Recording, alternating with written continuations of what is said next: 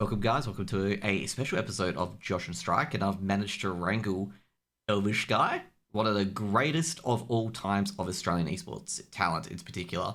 He's been, you know, that Telstra ad where you've been everywhere, man? That's for you, basically, right? That is true. Yeah. I mean, I don't know if I'm at GOAT status. There's definitely some people that are doing it a lot better than I am overseas that have come from Australia. But I guess at least as far as people that are still in Australia, maybe that's a fair statement. Yeah, so, basically you've been just basically jack of all trades pretty much with every game, basically you can just go into it, host it. More of a versatile sort of talent member, I suppose.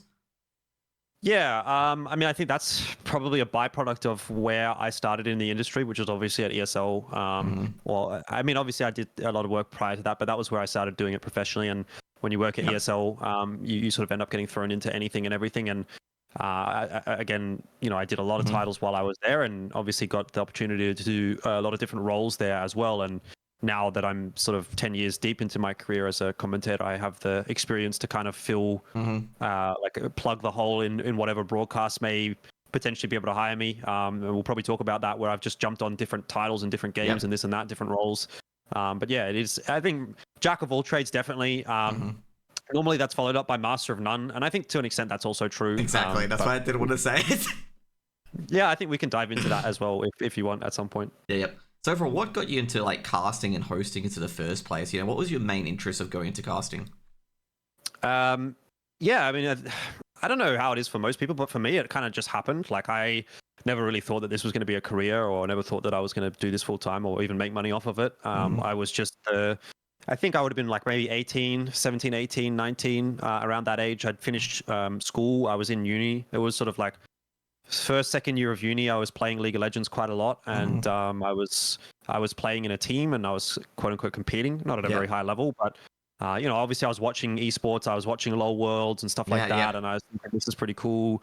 At one point, I came upon an Australian broadcast, and I was listening to the commentators, and I thought, I think I could probably do that. Maybe give it a crack, and so I did. I streamed it. Some Mm-hmm. people saw it, and one thing leads to another, and eventually I'm doing it on Team Down TV, which was back then like the Yep. concept of casting organizations, right? You'd be Yep. familiar with that. Mm-hmm. And that's where I kind of got my start. And, so that was like the first step. And then from there, we did, a couple of live events. Then Yep. I did one or two, got paid. And just one thing led to another. So it was kind of luck. I just kind of fell into it as a Mm-hmm. hobby. And then, it ended up being a career because I think because the scene grew as I grew with it. That's Mm-hmm. how it sort of happened for me. It was never like an intention necessarily. Yep. What sort of talk about League in particular? What lane did you play in particular? What was your favorite heroes? Okay, that's probably most important. First season that I started playing ranked, I think was season 2. Mm-hmm. I started jungling. I was playing Maokai jungle Cool. back then, and then inevitably at some point I transitioned into support, mostly because Mm-hmm. back then there was no role queue and you had to fight for your role. I couldn't Yep. be bothered doing that. No one ever wanted to play support, and I thought, if no one ever wants to play support and I actually get good at support, I will get better than the people who Mm-hmm. get autofilled support, and I will win games for free. And that's how it worked out. And so yeah, I ended up being a support main for the Mm-hmm. vast majority of my time in League. I gotta say, Maokai, I guess say probably matches that quite well because Maokai is like basically a support jungler. You just go in there, get the kills, snag people, and just annoy people with your tiny little trees. That's pretty much it. It was old Maokai though. It was a very different Maokai back Yeah, that's then. right. But he worked in the jungle, yeah. Yep. Any inspirations? Because you talked about the Australian broadcaster. Like any inspirations from talent back then that got you into it? Like anyone you wanted to be like? Yeah, I mean, I look. It's interesting whenever someone asks me this question because I'm not really someone that necessarily looks up to other people to try to emulate them in a Mm-hmm. sense. Yep. I don't really do that. I like to just do my own thing. I don't have like the personality that Mm-hmm. really looks to celebrities and idolizes them or anything like that. But I think Mm-hmm. for me, people that I did look at and thought, they have a pretty cool life experience or what have you was definitely at the time, Papa Smithy and Pastry Time were Yep. the two sort of guys that were doing League in Oz. They were the two casters that I first sort of saw on a stage at PAX Mm-hmm. 2013. I saw them Yep. commentating there. And I thought that looked really cool. I was like, wow, these guys, I'd Mm-hmm. love to do that. And as I went through my career, I think Papa Smithy in particular was someone that I always thought did a really, really good job. I really respect him as a commentator and the work that he was able to put out. And in the end, obviously, I didn't, go down that route because I'm not a color commentator. But he was someone definitely that I looked to. I think more recently, probably someone like Ubershouts. Obviously, we used to cast together a long time ago when he was still in Australia. But seeing the success that he's had, I'd say probably Papa Smithy and Uber were the two that were like in the generation of commentators from Australia that came before my generation that had the success that I thought would be nice to try and emulate. Yeah, because I met Uber at DreamHack Winter because he was doing I forget that stuff, Brawl All Stars with Frankie and stuff like that. So I caught up with him as well. Also, I was going to say, before you got into esports, did you study anything or have a job elsewhere before getting into it? Yeah, I studied film. I have a film degree, which I've never used. I do some dinky little video editing on my channel and stuff like that, but nothing too special. So I suppose I got some value out of my $20,000 of debt. But yeah, so I got the film degree and I was working at Woolworths in the deli part-time before I got the job in esports. But it came to a point where, I'd finished my degree for about 6 months and I was working at Woolworths and my parents were sort of saying, you need to get a job and get on with your life and whatever. And I think I was about 21 around that time, 2021. I think I just turned 21 after I started working at ESL. So I was at that point where I needed to kind of get on with my life in a sense. And my parents were trying to get me to do that. And that was quite luckily the time where the offer from ESL Australia came to move to Sydney and work full time as a commentator at the Sydney office came through. So yeah, pretty lucky timing. So that was in 2015 or was that 2017? I started at ESL in 2016. Okay. I'm pretty sure. Yeah. So Crown, if I remember rightly, the Crown event, which was the first big CS event, was 2015, and then I would have started at ESL in about June or July 2016, sometime around there. Yeah. So with the big event in particular, like go to the Crown Invitational, for example, first big CS event, I think we had Cloud9 and that Plow, my favorite team, Virtus Pro, being there as well. How was that going up to it? Was any nerves? Like, what were your feelings? Was it jittery or? Yeah, I don't know. I can remember the event. I think from my perspective, it was like, wow, this is actually real. Like, this is really happening. I don't recall being extremely nervous. In hindsight, what I can now say is that we were extremely underprepared for that event. Like we were just not good enough for the job that was being done at that event. Like if you look at the commentary and you look at the desk work, it was just terrible. Honestly, it was just terrible.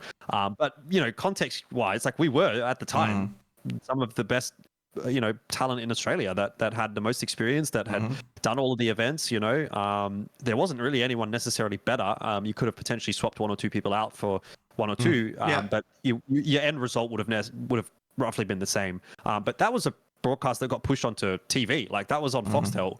And like we were just not, we were not very good at that time. But as far as nerves were concerned, no, I think it was just, it was any other event. I'd done a few big events.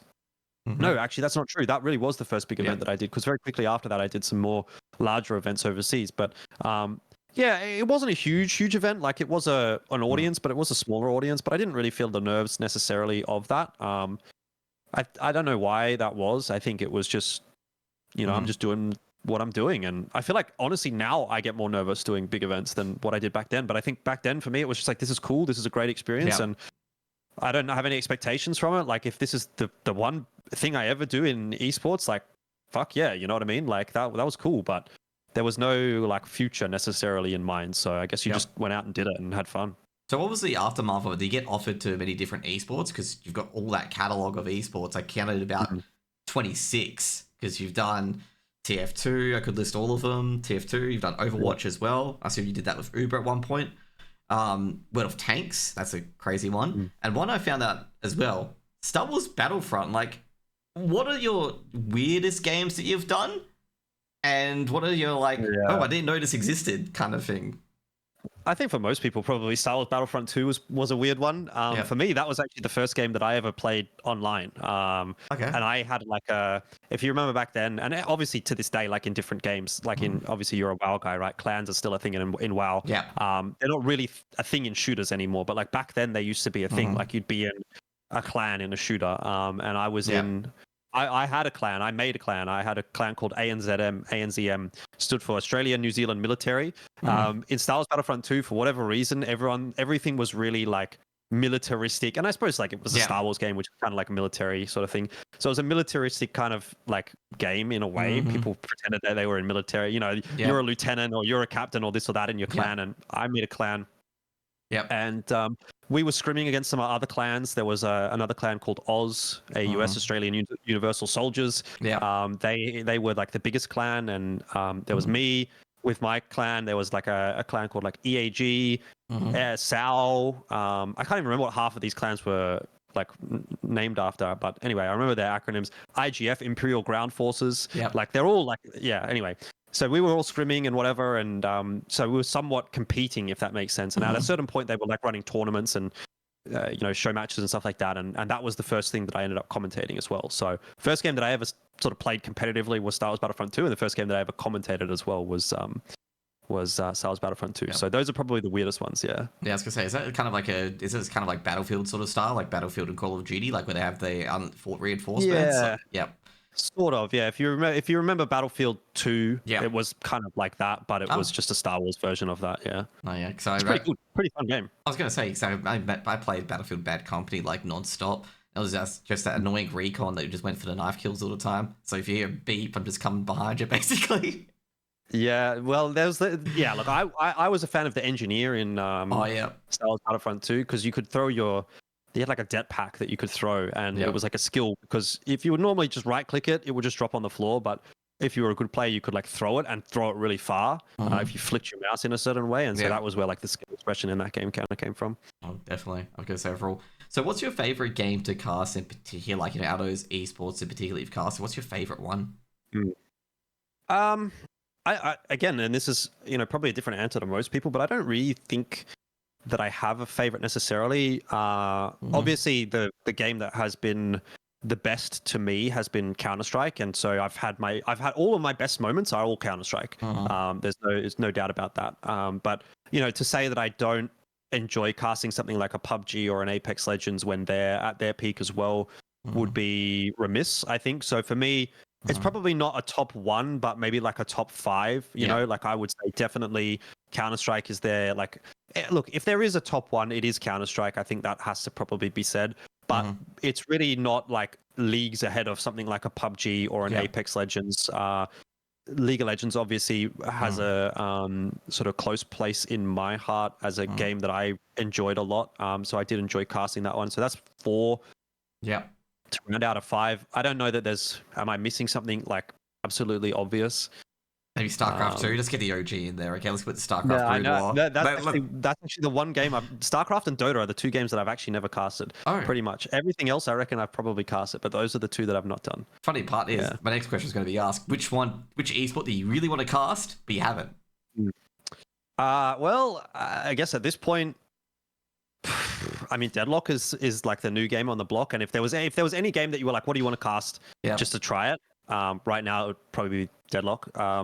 Obviously, I've had the luxury of being able to cast pretty much every game that I could have potentially tried, So, most people don't really have that luxury to say, I've cast like 20 plus different titles. But there's not much that I haven't cast that I want to cast. If I wanted to do StarCraft or Dota, I would have been able to do it at some point during my time at ESL, because both of those were ESL titles at one point, and I just chose not to commentate those because I wasn't interested in those games. Yep. Oh, Jordan's career and reputation's gone down by 10,000 for saying that comment about StarCraft. Yep. I was an Age of Empires kid. I always remember those memes, because you sit there going, you can fit 7 elephants onto a ship, but if you put an 8 spearmen onto it, doesn't fit, mate. Get out of here. Find a new ship. Yeah.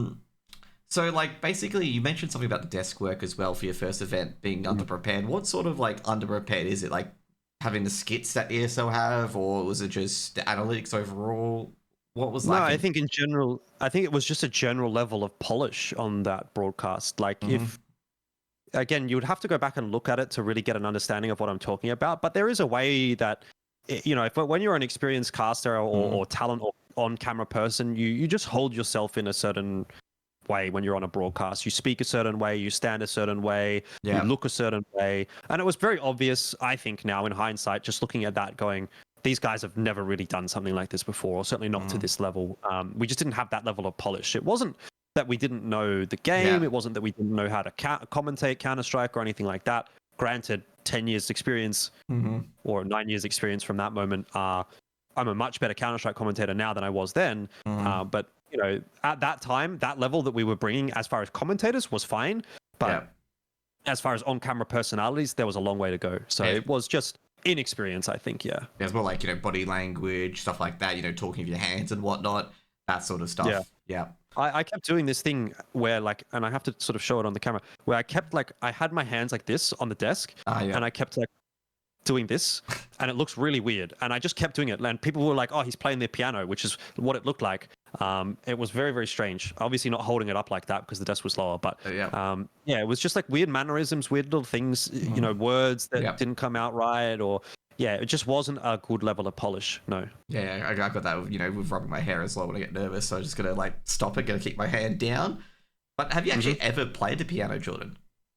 No, I have not. Okay. I'm not a musically inclined person at all. Yeah, I tried to play the guitar, but you can just go play the clarinet. I was all right with the clarinet. That's pretty much it. So then you got to ESL ANZ, and you got the first ESL ANZ champs for the CS. How was that, you know, feeling going into it? You were basically helping build the first national tournament from ESL in Australia. Yeah, I don't think at the time we really knew what it would become. You know, it was just like doing another Counter-Strike event. It didn't have the prestige or the legacy that it ended up having after the 16 seasons that it ultimately ended at. You know, I'd done a lot of like Cyber Gamer seasons, for example. It sort of felt similar to that in a sense. It was like an online season. There was a LAN final. It was nothing necessarily special for the time, you know, so... Yeah, it was kind of just like another day at the office. In fact, it was a bit of a different vibe for me, that one in particular, because that was before I'd even started working full-time at ESL. And what I was doing was I was working at Woolies during the week. So I think I would work sort of like Tuesday, Wednesday, Thursday, and then fly down to Sydney. I lived in Brisbane at the time. Okay, fly down to Sydney, work the ANZ Champs broadcast on Saturday and Sunday. Maybe I flew down on Saturday morning. I can't remember. But yeah, flew down, whatever. I flew down, did a couple of days of broadcast, flew back up to Brisbane. And it was very weird. But yeah, it was all like, I don't think I got paid for that. You know, I was living on Sandman's bedroom floor. It was, you know, this was the early days of esports, right? So it wasn't anything necessarily like special per se. It was just, we're just getting the job done and doing it for the love of it, I guess. And yeah, didn't know what it would become, but yeah, it was exciting, obviously, to have these sort of things happening. But I didn't think, you know, you didn't necessarily think anything of it more than it was at the time. Yep. Was the floor comfy? Is that not, you know? No, it was the smallest shoebox room you've ever seen. Like, think of the smallest bedroom you've ever had. It was smaller than that. There was a single bed, which is where he slept, and then there was a single mattress on the floor, and that's where I slept. And when the single mattress was on the floor, the door could not open. So it was very, very tight. If he stepped off the bed, he would step on me.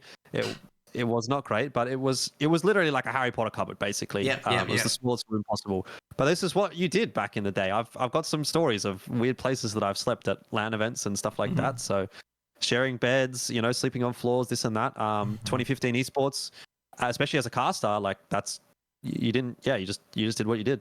Yeah, I've been to Japan before, so I'm like, oh yeah, it's good. Could it be tighter than that? And I'm like, oh shit, damn, that is pretty bad.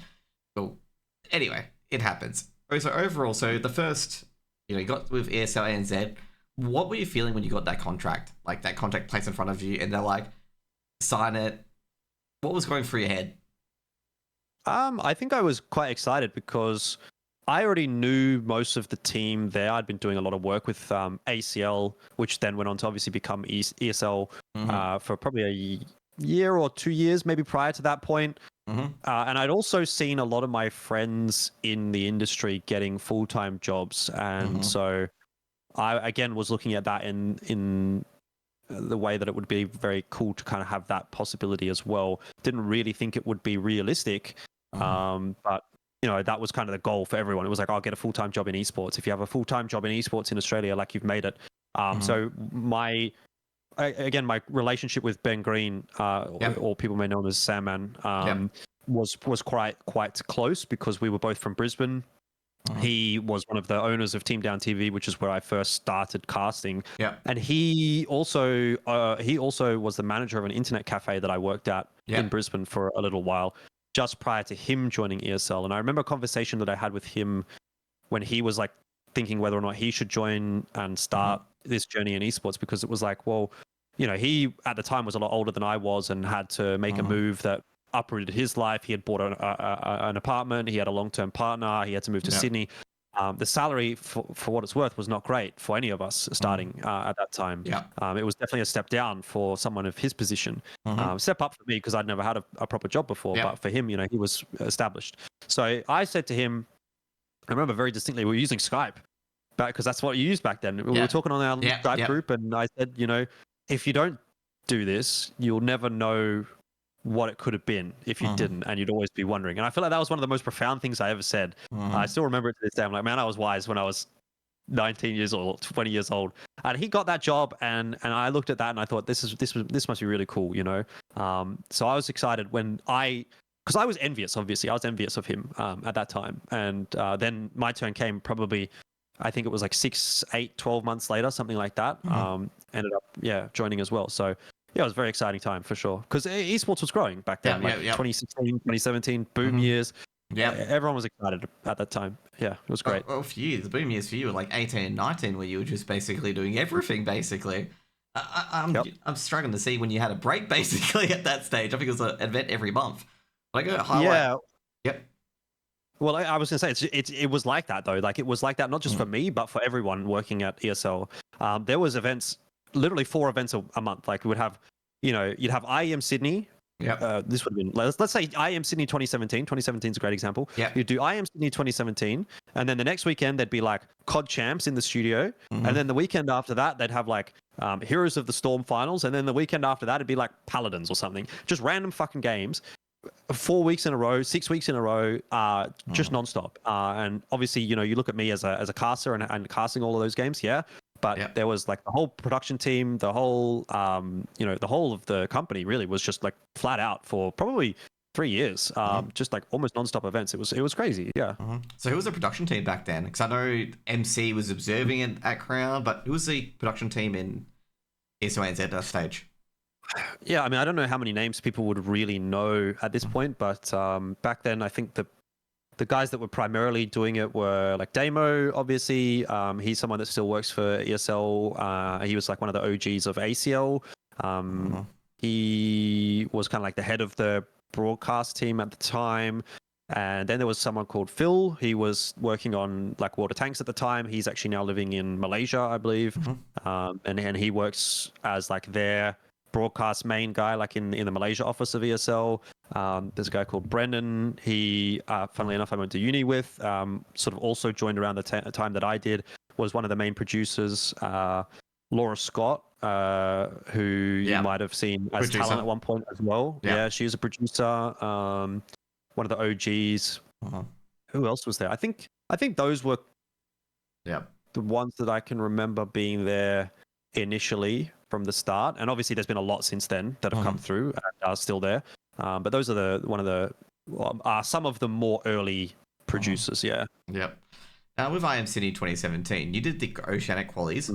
What was going through your head when you didn't get the first Australian tournament, like a big one from ESL? I don't know. I think at the time the expectation wasn't necessarily there that we were going to do it. I think we would have been very lucky to get it again, because when you're talking about it, it's only been 2 years or a year and a half since that Crown event. I don't know that I was that great at the time. The level of polish wasn't necessarily there, and obviously the industry itself has kind of grown a lot since then as well, so the level wasn't egregious. But I don't think I expected necessarily to do it. Would I have liked to have? Yes, obviously.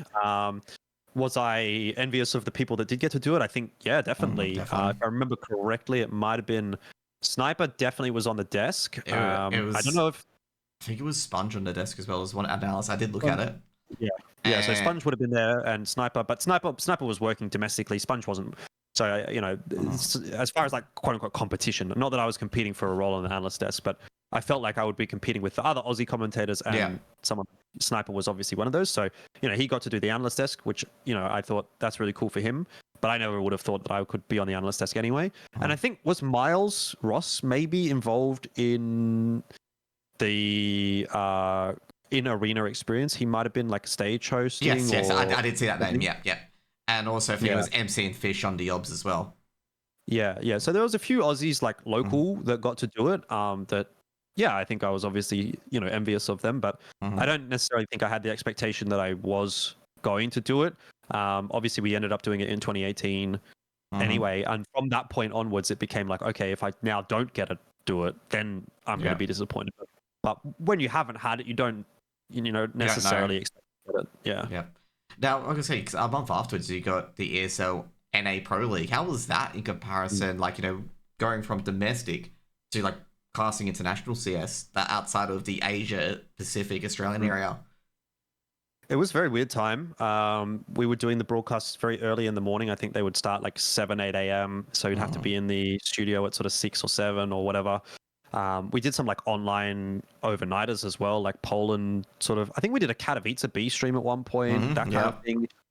There was like a lot of very, very like weird hours. They were always B streams, so there wasn't a huge emphasis on them at the time. I think it was really more just to have a broadcast. That would like just for the sake of a broadcast. Didn't really feel like there was any pressure necessarily. But you got to understand, like, it was a much different time to what it is now. Like, exactly. The industry was still growing. I don't think anyone really knew what the fuck they were doing. Like, we certainly didn't know what we were doing. Honestly, I would be surprised if the guys that are there now would look back at ESL Pro League Season 7 or whatever and go, yeah, we really had that nailed down. Like, I don't think they knew what they wanted to do with the format, what they wanted to do with the sponsors, this or that. It was just everyone was trying to figure it out as we went along. The format was awful. It was like BO2s or something like that. And, you'd look at the match page for the day and it'd be like 10 games. Like, who knows who's versing who and what that context of that even is. It was just madness. But it was good because there was a lot of Counter-Strike to cast. It was good to really get your reps in and practice. But no one really knew what the fuck was going on there. It certainly was a different product to what it is today. Yeah, so I was going to say, because a lot of people were experimenting or whatnot. What did you want to bring to the table during that time with your cast, particularly? Like, what were you experimenting with to bring a bit more? I think really what we were focusing on was just trying to figure out who we were as casters and how to be better. Like, we were still very, very aware that we were not a complete package at all. So we were looking at that as an opportunity to just get more commentary under our belt and more practice in a studio environment. We were doing VOD reviews and this and that at that time quite a lot. And I think it wasn't necessarily like a specific focus on, do we want to have this style or that style, or should we bring this or that? It was just to be like, we just need to practice. Like, we just need to practice and cast more and get better. And that's just really what the main focus was to just try and do as much as possible. And obviously do a good job as we could, but we were very cognizant of the fact that we were not very good at the time. What made you leap into the Asia scene in particular? Because you did cast a lot of Asia events during that time. Like, what led to going over there instead of going to NA or Europe? I think it was just the proximity to the time zone. And again, the byproduct of working at ESL Australia was, at the time, anything that wasn't a big broadcast, like a North America or a Europe broadcast, pretty much we did it in ANZ. We were kind of like the B studio for the Counter-Strike world of ESL, if that made sense. So it was like, there's an ANZ show, there's an Asia show, there's a B stream, you guys do that. Qualifier, this or that, whatever. So we did like all the Asia qualifiers, we did all the ANZ qualifiers. There was obviously ESL Pro League Asia at the time as well, which was on our time zone. Obviously I'm very involved with Asia now, just as a choice myself and because I like that region. But at the time it was just because that was what was there to cast. That's why I think I am the person I am today in the Asia Counter-Strike space, is because I had the opportunity. More so than anybody else. I think I'm probably the guy that has been doing it the longest. You can look at someone like Blair, and he was definitely around before me, but there was periods where we, as the ESL AU caster CS team, were kind of like the people covering Asia, because there was not much else going on in Asia apart from the ESL stuff, and we were doing all of that. So I felt like for probably a good 2-3 year period, we were like the only people, more or less, that were like covering Asia with any regularity. Obviously there were people that were doing it outside of that, RMRs and stuff like that, but we were the guys that were actually doing it that actually were doing it on a regular basis. And so yeah, that's where I felt like I identified for me personally a point of difference over other commentators that, people are globally probably better Counter-Strike commentators than I am, or they know more about Counter-Strike, or they care more about North America or Europe or this or that.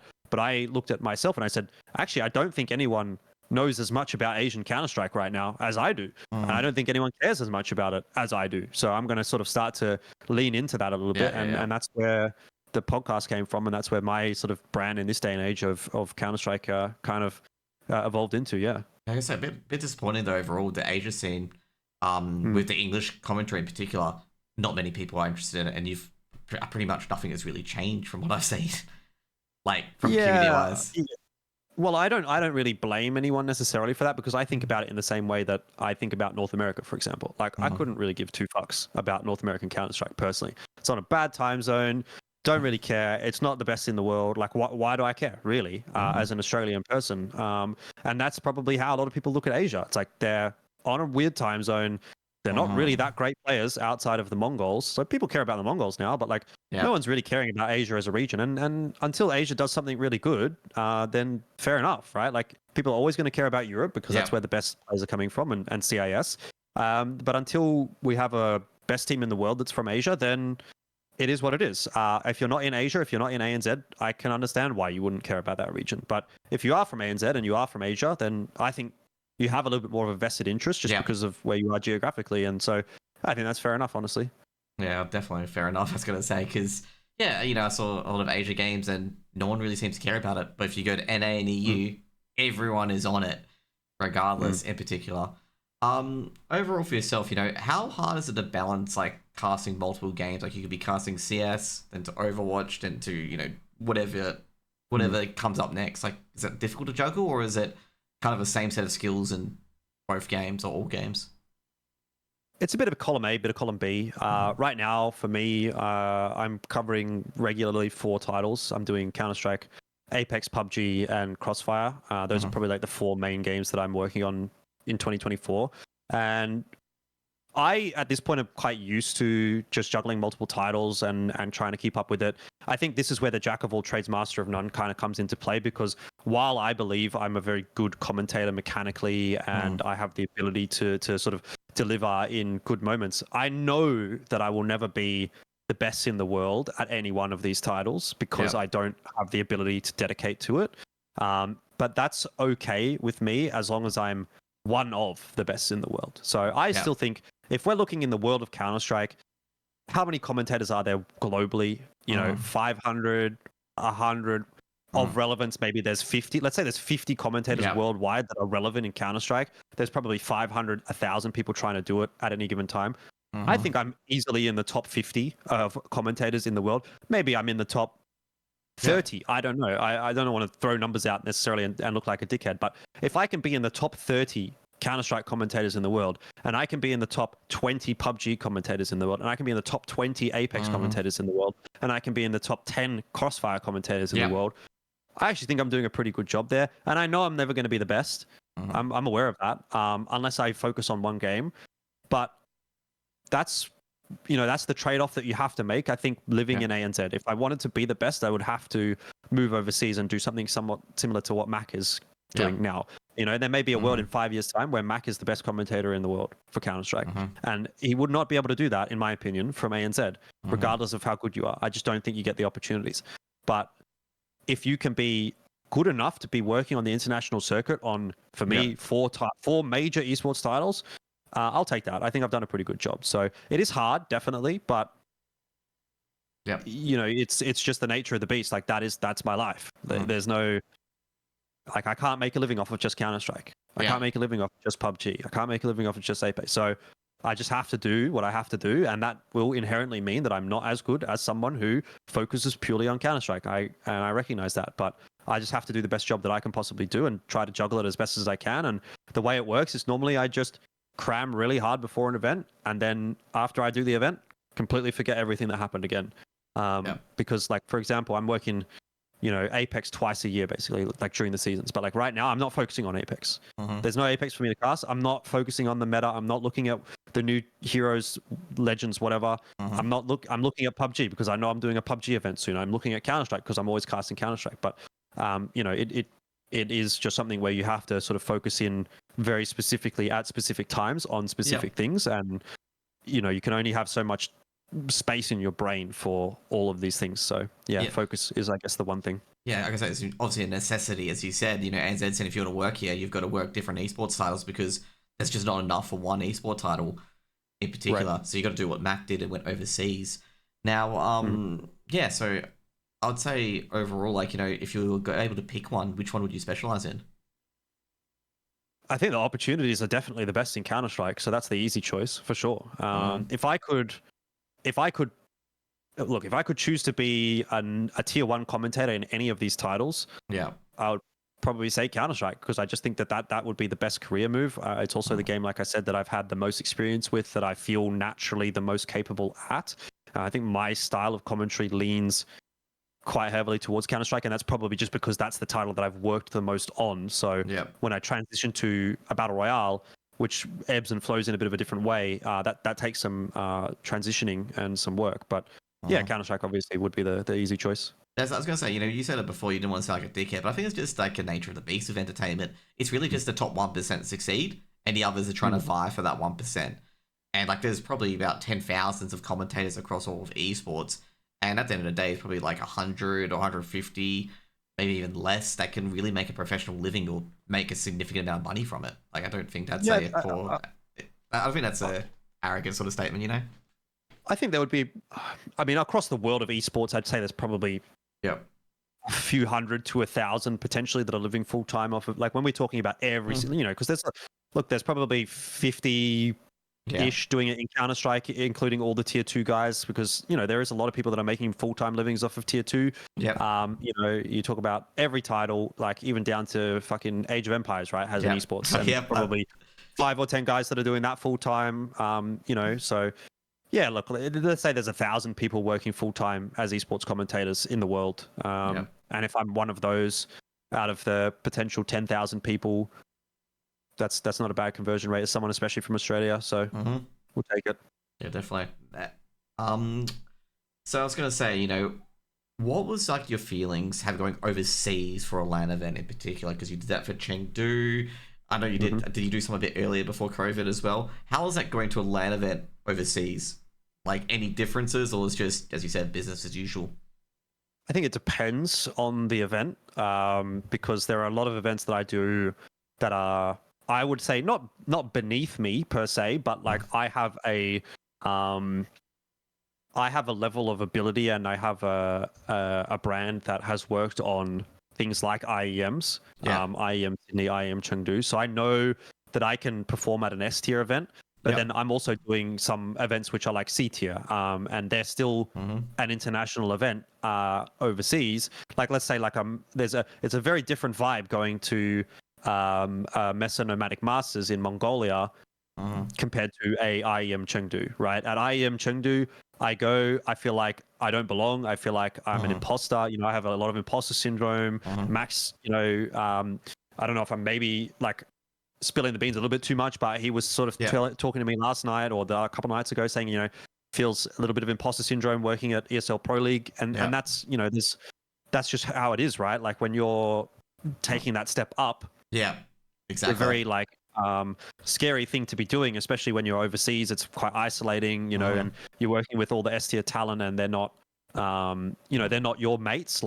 Not that they're not welcoming and friendly and whatever, but I interact with them very differently than I would with the boys that I work every day with here, where I'm sort of the big fish in the little pond in ANZ versus the little fish in a big pond when I go and do an international event. So it's two different feelings, but one is very scary, nerve-wracking. You feel like you have to perform, and you have imposter syndrome, and those are the big ones, like the IEM Sydney, the IEM Chengdu, versus something like Mesa Nomadic Masters or Extremes Land, where I feel like I'm very much with people of the same level as me in terms of where they're at as talent, where they're at as players, where they're at as a production team, and I feel really quite comfortable in those sorts of environments. So two different sort of vibes for sure. I was gonna say, how do you deal with imposter syndrome in those sort of setups? You talk to other talent and stuff like that? Because I think Mac did amazingly well on all his talent pieces, in particular at ESL Pro League. He did an amazingly good job. I even scoffed and laughed at a lot of them as well. And I've got a sudden feeling of wanting to do aerobics, but how do you deal with it? Yeah, no, and I think that that's the thing. Like, you probably look at all of these guys and think they're doing a great job. And probably all of them feel like they could have done a better job. I think that's just the nature of the beast. I personally am not a super I'm not super good at like asking for help from other people because because for the majority of my career, I've almost always been the most experienced person on the broadcast that I'm working. So when I'm going to events and I'm the least experienced person, I don't know how to do that. You know what I mean? Like, You're not used to out it. of my depth. I'm not used to that. I don't ask for help. I don't ask for feedback. I don't ask for assistance. I just sort of put my head down and do the job as best as I can. So I'm just, when I have that imposter syndrome, I don't know, like what do you do? Like especially as a man, I don't know, this is probably going down a different tangent than maybe what we're we would going to the man but cave therapy, mate. We're gonna change the scene, flip it over. Yeah. You've been Like, trapped, mate. Yeah, no, but like, who do you talk to? I don't know. I sometimes talk to my parents and say like, oh, I feel really like nervous. I don't think I'm that good, or not that I don't deserve to be here, because I know I've worked a long time and I've worked really hard to get the opportunities that I get. But, sometimes you just think like, am I really this good, or am I getting this because of political reason, this or that, or who knows what? Just luck, whatever. So I have those conversations with my parents, and they say, well, you've been working for 10 years in this industry and you're really good at what you do, blah blah blah. And it's like, well, yeah, thanks, but do you even really know what you're talking about? Because you're not in esports. You're not the barometer, you're not the audience. So you just have to get on with it, really, I think. It sounds like you're your own worst enemy at times. As is everybody, right? Yeah. As is everybody. Like, you're in this industry, to a degree, you have to have a bit of an ego, and I definitely have a bit of an ego. I think I'm really good at what I do, but also I think the people that really succeed are also those that are quite self-critical. And if you would talk to, if you would talk to Conky, if you would talk to Mac, if you would talk to Pilsky, like, they will all say the same thing, that they're like, I don't really know if I'm as good as I need to be, or think I can be, or am, or what have you. Everyone wants to be better than they are, but they don't know maybe just how good they are sometimes. Well, there's just no quantifiable measure of it. It's just like, but I can do more. But I can do more. And it's just like a never-ending rat race. I could work more. I could work harder. I could, I could probably cast more Counter-Strike than I do. But on the same token, like, if I do that, probably I just burn out and I get like over it, and then I'm just phoning it in, so it's kind of like bit of column A, bit of column B. I think you just have to, as you grow and get more experience, have to figure out your coping strategies. And for me, it's just spending a lot of time away from events. Like, when I'm not at an event, like for example, the last couple of weeks, I haven't really done anything esports related. I did one episode of Geographically Challenged, and that's about it. Apart from that, I've been playing a bit of Deadlock, playing a bit of TFT, going into the gym. Like, I'm not thinking about esports that much, and that's my way of just getting out of that sphere, because it can be somewhat of a toxic environment, especially in the talent grind. I'm sure you're aware. It can be at times. I just talk to, like, at the end of the day, I just talk to my folks, and my younger brother's always telling me, he's like, you're really good at this commentary stuff. Like, I didn't think you would be this good. And I'm just like, thanks. Like, I was really impressed with that sort of stuff, but it's like really just talking to parents. Sometimes talking with someone has no idea what's going on is probably a good indicator. Like, even though I don't know it, it's just like, if you've been going at it 10 years, like, your parents said, and it's like, you must be doing something well if you've been around for 10 years, because otherwise you wouldn't be there, kind of thing. It gives a bit of a different sort of perspective. I've had some, like, in the past, I had some friends from part of my life that were not involved with esports that went to an IEM Sydney, and they, I think sort of saw a different version of who I am. I look at that and think, okay, well, if they were like, wow, we didn't really know that was what you did, then it's like, okay, I must have done okay. You know what I mean? Like, I must have fit, if that makes sense. Yep. Now, I gotta say, funnily enough, during when Renegades were performing really well, the Greyhound roster in 2019, COVID hit. What happened for you then, basically? Like, strange, uncertain times? Was there any changes, or? Yeah, actually, that was probably some of the most successful times in esports in ANZ for us, because a lot of the B streams and a lot of the work actually came to Australia because we were one of the countries that could actually go into a studio and do work. So we as the AU casters for CS got a lot of we had a lot of ESL Pro League B streams. We had a lot of we did IEM Cologne B stream. I think we did Beijing. It was Beijing, maybe it might have been. Beijing. It was Beijing. Yep. It was like that Beijing Haidan sort of one, wasn't it? Yes, correct. Yep. Yeah. Did B stream for that. We did B stream for Pro League, B stream for Cologne. We did all of the like random Asia, ANZ, like DreamHacks and IEM events that they had. So there was actually a lot of casting at that time. That was also the time that I left ESL and went freelance. So that was a very, very weird time for me where I thought potentially my career in esports is over at this point. I had been like negotiating at that time with ESL as well to like get a better salary, and I just sort of signed another contract, and that was only just coming into effect or had just come into effect. But then it was like, obviously this isn't going to happen anymore, so I went freelance, and luckily I was able to get a lot of work as a freelancer, and it's been better. Obviously I've made a lot more money as a freelancer. I've had a lot more opportunities, but at the time I wasn't necessarily sure that I would be able to stand on my own 2 feet without the constant feed of work that came from ESL and working, like you say, the World of Tanks and the Overwatch and the this and the that. But it ends up that I can apparently do that. So that was good. But yeah, it was a scary time, but it was also sort of an exciting time because there was actually a lot of work. Yeah. And I was sort of moving into the next phase of my career at that point. Yeah, I was actually going to ask, I was going to ask that question. How did it feel when you'd be like, oh, you know what, I'm going to go freelance? Like, was it just being scared and then now you're thankful that you did it? Yeah, I mean, it was definitely scary. I mean, the truth of it was that my position at ESL was made redundant, which was something that I think we probably could have, in hindsight, seen coming. All of the global talent at ESL in Cologne, the guys that were working full time for ESL, they were all getting made redundant over the sort of 12-month period prior to my position getting made redundant as well. And my position in ANZ was the same as what they were over there. I was commentator first and foremost. And that was pretty much the extent of my role.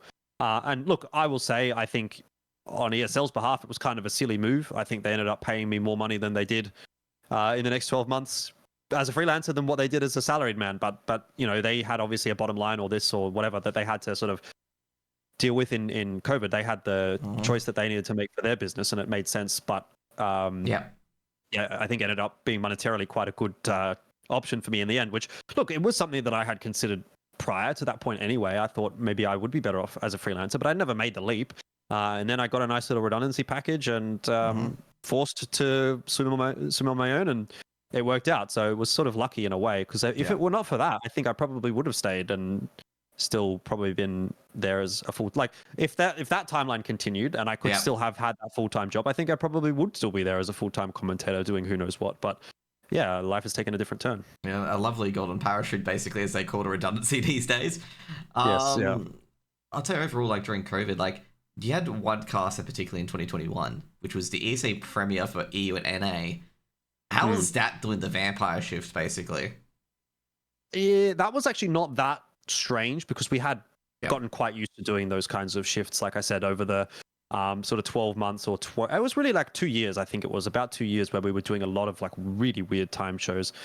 So we were pretty used to at that point doing overnight shows. Everyone had a different way of coping with it. Pilsky, he just rocked up after having worked a full day shift at the fucking bowling alley or something. He'd rock up at 10 p.m. be like, I'm ready for the overnight show. He's been awake since 8 a.m. the day prior, and I was like, bro, you're fucked. Yeah.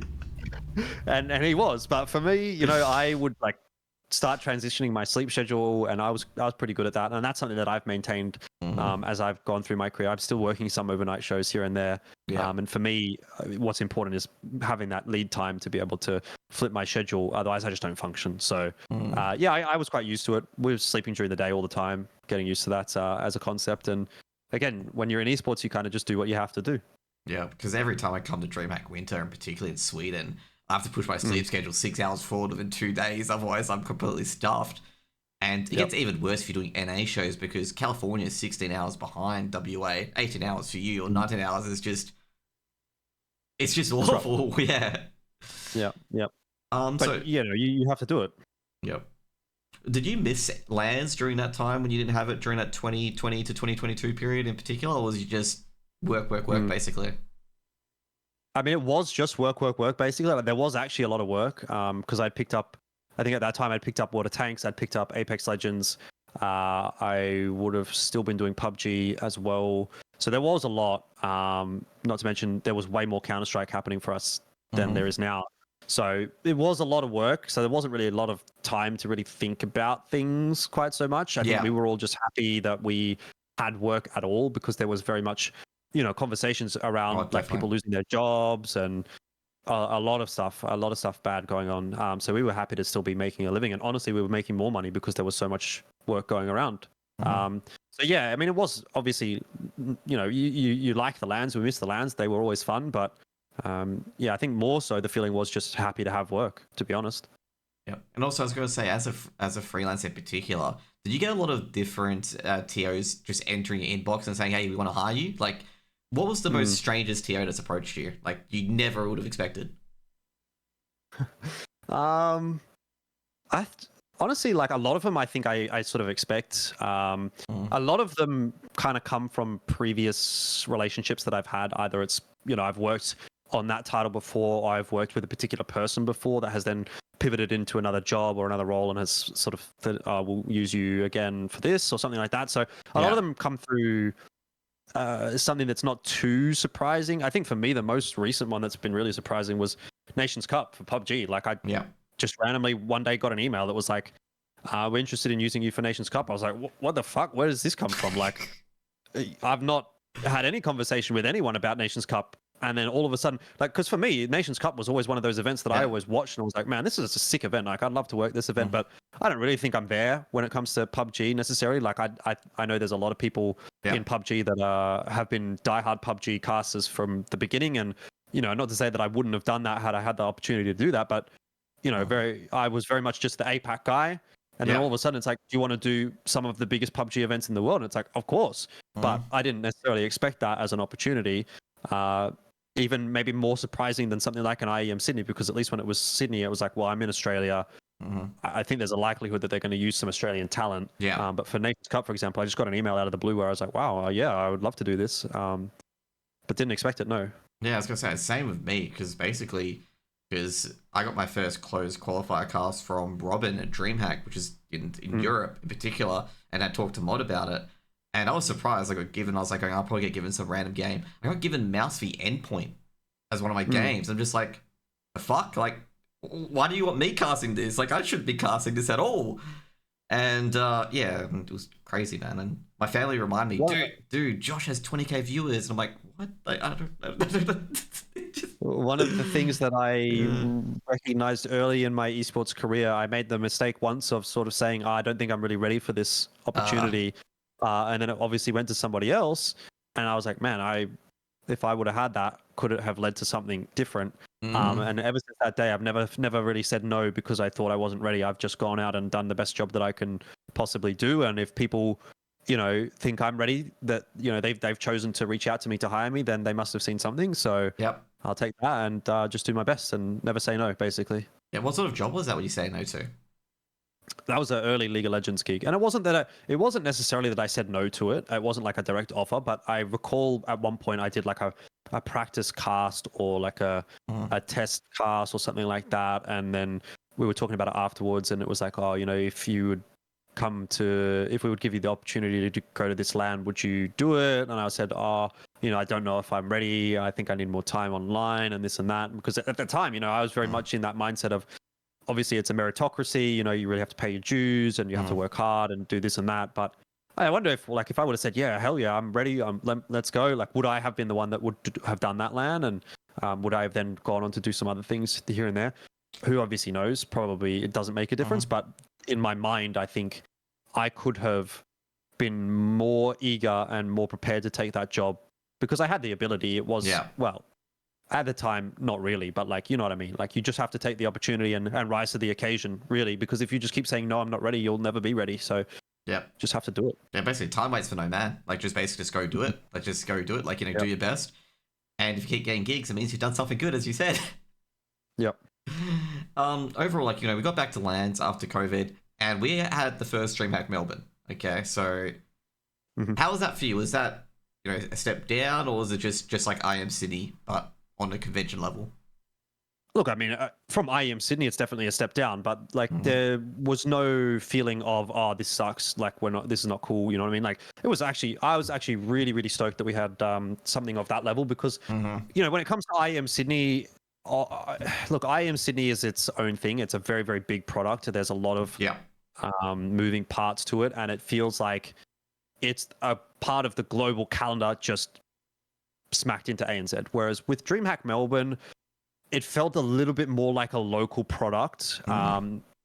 Even though it wasn't, it is still a global product. It felt a little bit more like, we had a little bit more control over what we wanted to do, who was casting with who, when we were casting, this kind of thing. Mm-hmm. It felt like a little bit more of a broadcast that was kind of like missing in ANZ because there was the Mm-hmm. one big global broadcast, which is IAM Sydney, but it was like, what about for the local audience? What about for the, Mm-hmm. well, again, IAM Sydney's for the local, but like, what am I trying to say here? It felt a little bit more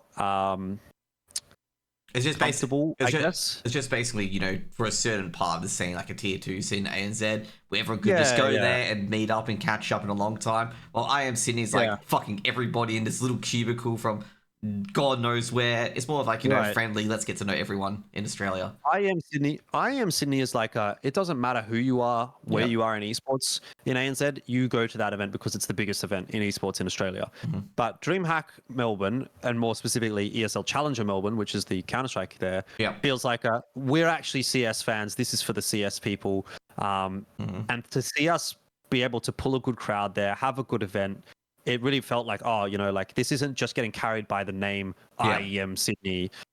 This is actually a point being proven that there is a Counter-Strike audience here that's not Mm-hmm. just people coming from every fucking esport because it's the biggest esports event. Yeah. It was really cool. So it felt like a good community vibe. Again, even though it is a global show, it's a global broadcast, it felt a little bit more like a community broadcast. Yeah. Of that level, we have local teams competing at a bit more of a reasonable level, right? When they go to IEM Sydney, it's like they're going to get smashed. But at a ESL Challenger Melbourne, we were at a point where Greyhound Yep. might potentially have actually made it to the final Yeah. of that at one point. Oh, that first map was so cursed against Bad News Eagles. I was watching that before I went to stream, and I'm just like 13-1 on Mirage. I'm like, comeback's gonna happen. I'm just like, I'm a fucking idiot. I was watching it as well because I knew that I was casting the grand final, and I was like, if Greyhound make it, that will be awesome. No, I think it was if Greyhound make it. Oh, they would win that game and then they would make it, right? I think they would. Yeah, they would win that game. It was a semi-finals. Yeah. Yeah, and I was like, if they win this game, I will get to cast an Australian team on LAN in a final, and that will be the closest thing I get to doing Renegades versus Mouse Sports again, which I did in 2018, and that to this day is one of my most cherished memories in esports because that was like just an unbelievable planets aligning type situation. Aussie cast, Aussie crowd, Aussie event, Aussie team, crazy match, 50 frags from Nifty obviously in one map. You almost never. I've never had a moment like that where I can cast to that level again. And unfortunately for for me in 2018, I was a decent commentator, but I wasn't as good as I am now. If I was doing that again, I would do a much better job. But I haven't had a moment like that again, and I felt like Greyhound playing in a final.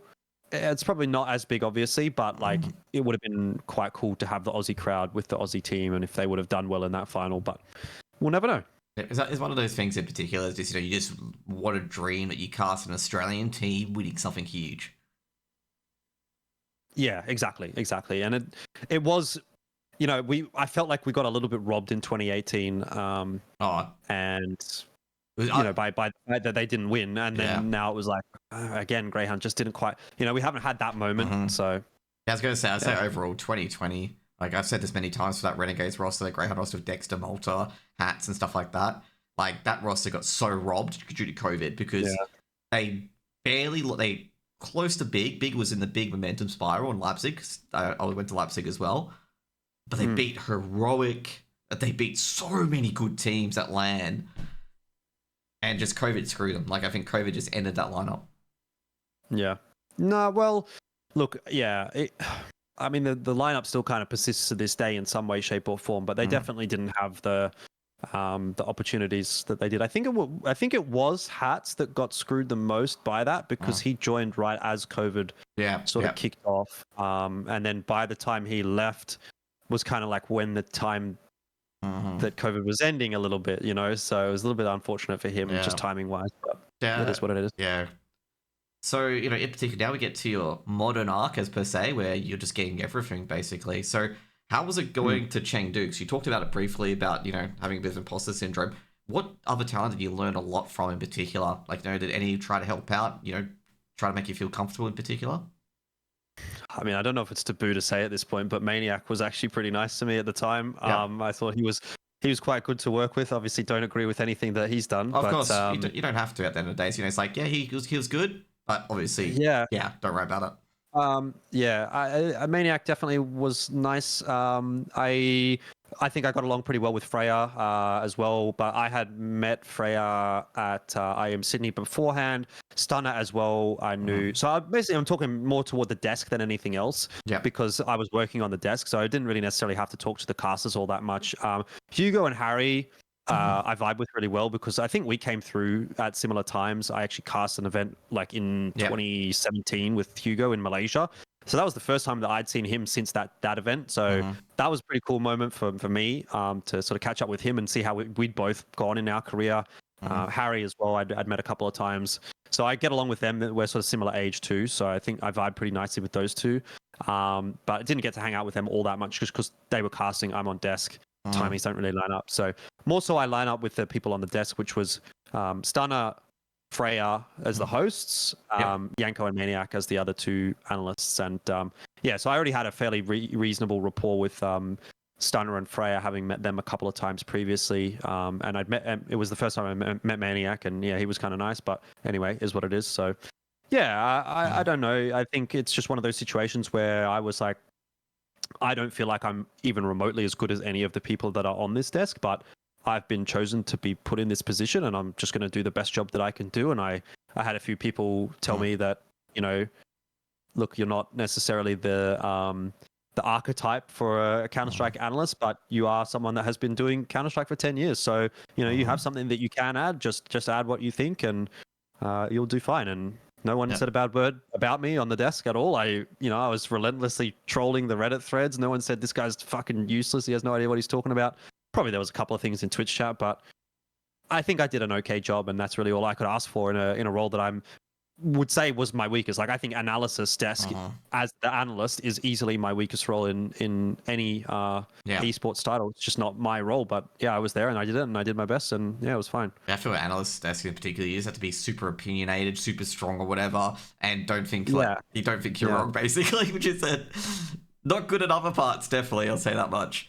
But and from someone that's been a play-by-play caster for my career, which is the complete opposite of that, by the way. Exactly. It's a hard transition to make. It's basically like, play-by-play casters just go with the flow, make it sound exciting, and then build it up, and then climax, and then the round isn't climatic. Anti-climax happens. You're just like, fucking hell. That's just be my play-by-play casting. Like, it's a 1v3, gets the first 2 kills, and he gets bundled out. Yeah, but you got to be ready for that moment. Exactly. It's always the disappointment that I'm like, I wanted to happen. I had one moment, it was Mizzy, a 1v5 to end a half of Bizarre. He, I'm not sure, I think it was against Renegades, something like that, or it was against a really good team. Actually, I think it was against Encore. And he killed all the 4 guys, just had Sterling to beat. And this is when the Krieg meta was super meta. And he sprayed Sterling, the Krieg, only had 4 bullets left. He only hit 3 of them, so they're still alive, and dies, loses the 1v5 after killing everyone else in the Krieg. And I'm just like, only he reloaded. That's my IEM Sydney 2018 moment. If only Renegades won that game. Yeah. But they didn't. Yeah. Overall as well, so Nisa in particular, how was that event? Going into Asia, meeting Neokai, Scriv, and a few others. Like, was that any different going to Chengdu?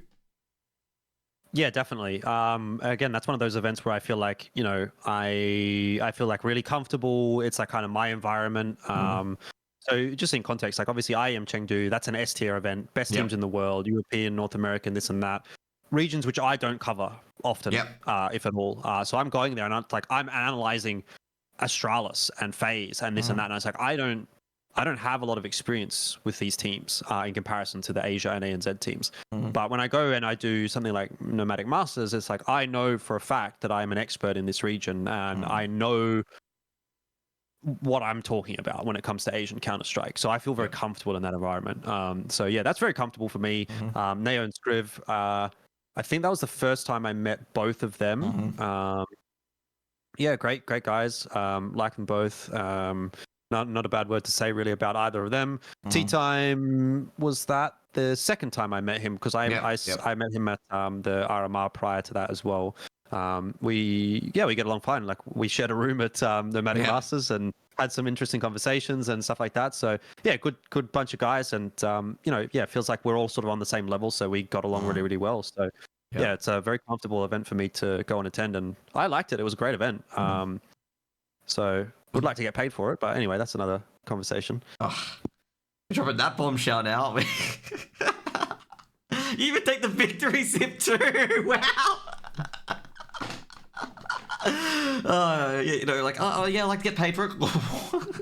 Yeah, well, look, I'm not going to make a big deal about it. Don't worry about it. It's just one of those things. So overall, the RMRs, because this is actually the funny part. That Blast RMR was the first RMR you've casted in CS. So you did some minors, but there were qualifiers. How was that? Like, first and only. Yeah, I was surprised. I was going, no, surely. Like, no, he hasn't casted any. How was that experience overall? Yeah, I actually hadn't done any minors. I'd done. There was like a. You closed qualifiers. No, I did. Actually, no, I did. I did the ESL minor, the Road to Rio minor, as well, which was the one at PAX. But so I did two. I guess I did the Blast Paris one and then the Road to Rio one. But yeah, that was. I felt like finally I've achieved one of my goals in CS because. For me, especially as someone who's been very heavily focused on Asia, I kind of felt like where I can reliably cap out on a consistent basis is getting Asia events. Yeah. And to constantly be looked over for Asia RMRs for quite a long time did feel a little bit. That was probably the biggest disappointment that I've had in my career in Counter-Strike. Like in a lot of cases, I was a very good option for those events, and I wasn't hired for one reason or another, and that's fine. Yeah. But those were the events that I was like, that I had as my goal. So to finally get that opportunity for the first time, and to get it from Blast, who I'd never worked with before, was really, really cool. So I appreciate that they gave me that opportunity. And yeah, it really was like a bucket list kind of a moment. I don't have a lot of goals in esports that I haven't achieved, but that was one of them, definitely. And I was very, very happy to do it. And then I was very happy to do it again the next time for the ESL Road to Rio in Melbourne. But again, that one felt like a bit of a gimme because I'm an Aussie caster. The events in Australia, I'm one of the ESL guys that they use here. Like it was always pretty much going to be something that I would do. But this one, it felt like, I have been actually chosen to do this event on merit. Yeah, I remember that Road to Rio. I think it was Mac was doing the Asia one, and Mac had like horrible OT and Mirage because I was talking to Louis at the time, the producer, and he gave a bit of insight to the chat of Mac just losing his mind if I think it was Eho picked Mirage, and Eho picked Mirage, and he's just like, no, Pino, never play Mirage ever again.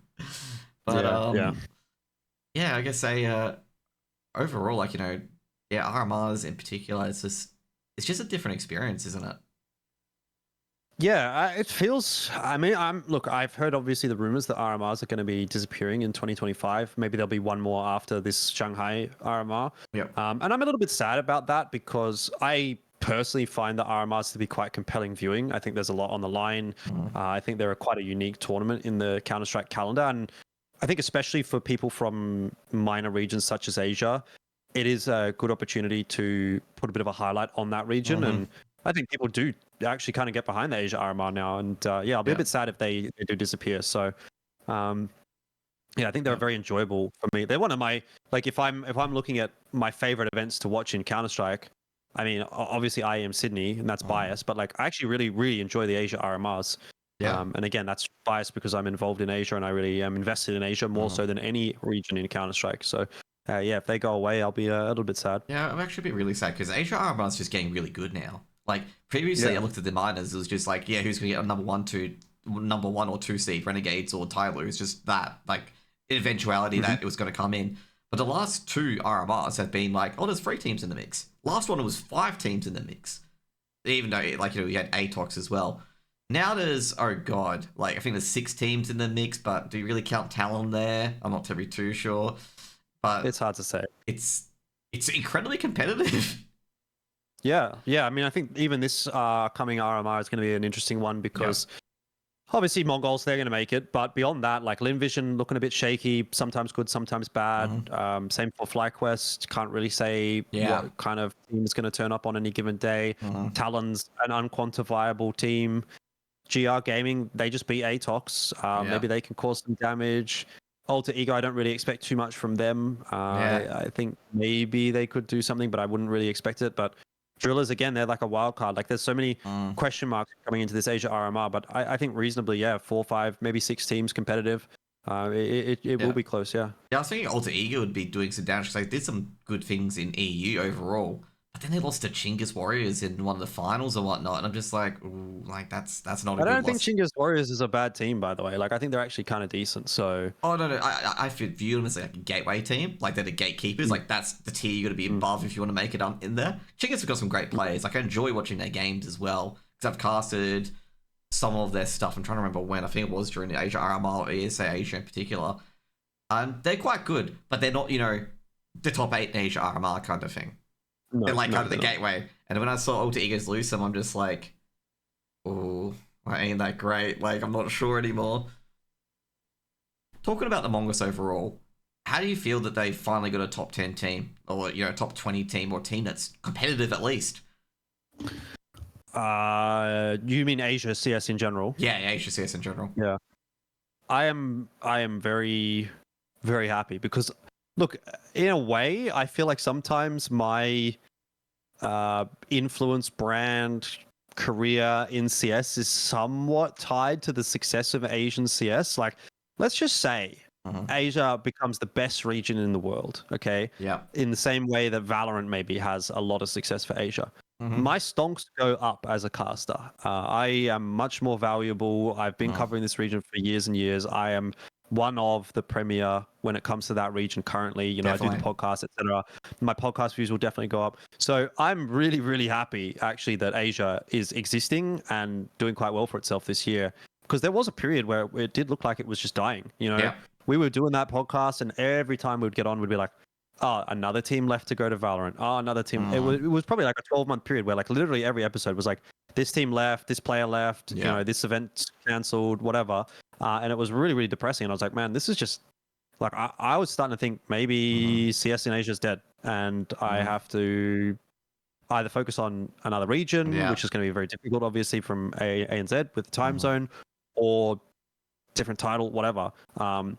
So yeah, very, very happy. And for selfish regions, obviously. But it's great. I'm really happy. I like those guys as well. Obviously spent not a lot of time with them, but the time that I have spent at like Nomadic Masters, for example, we had a barbecue that the Mongols put on and we were there hanging out and it was just a nice afternoon with some of the players. And yeah, I mean, they're a good bunch of guys. And so I'm happy to see them having the success, not just for myself personally for those reasons, but also for the region as a whole surviving and for those guys individually as, talented players. So I hope that it will continue for the next few years. And I hope it sort of spurs on the rest of the region as well. Yeah, I've got to say, because on Thursday, he loves the Mongolian CS scene. He gives me all the teams. I forwarded it up to you as well to give you all the updates.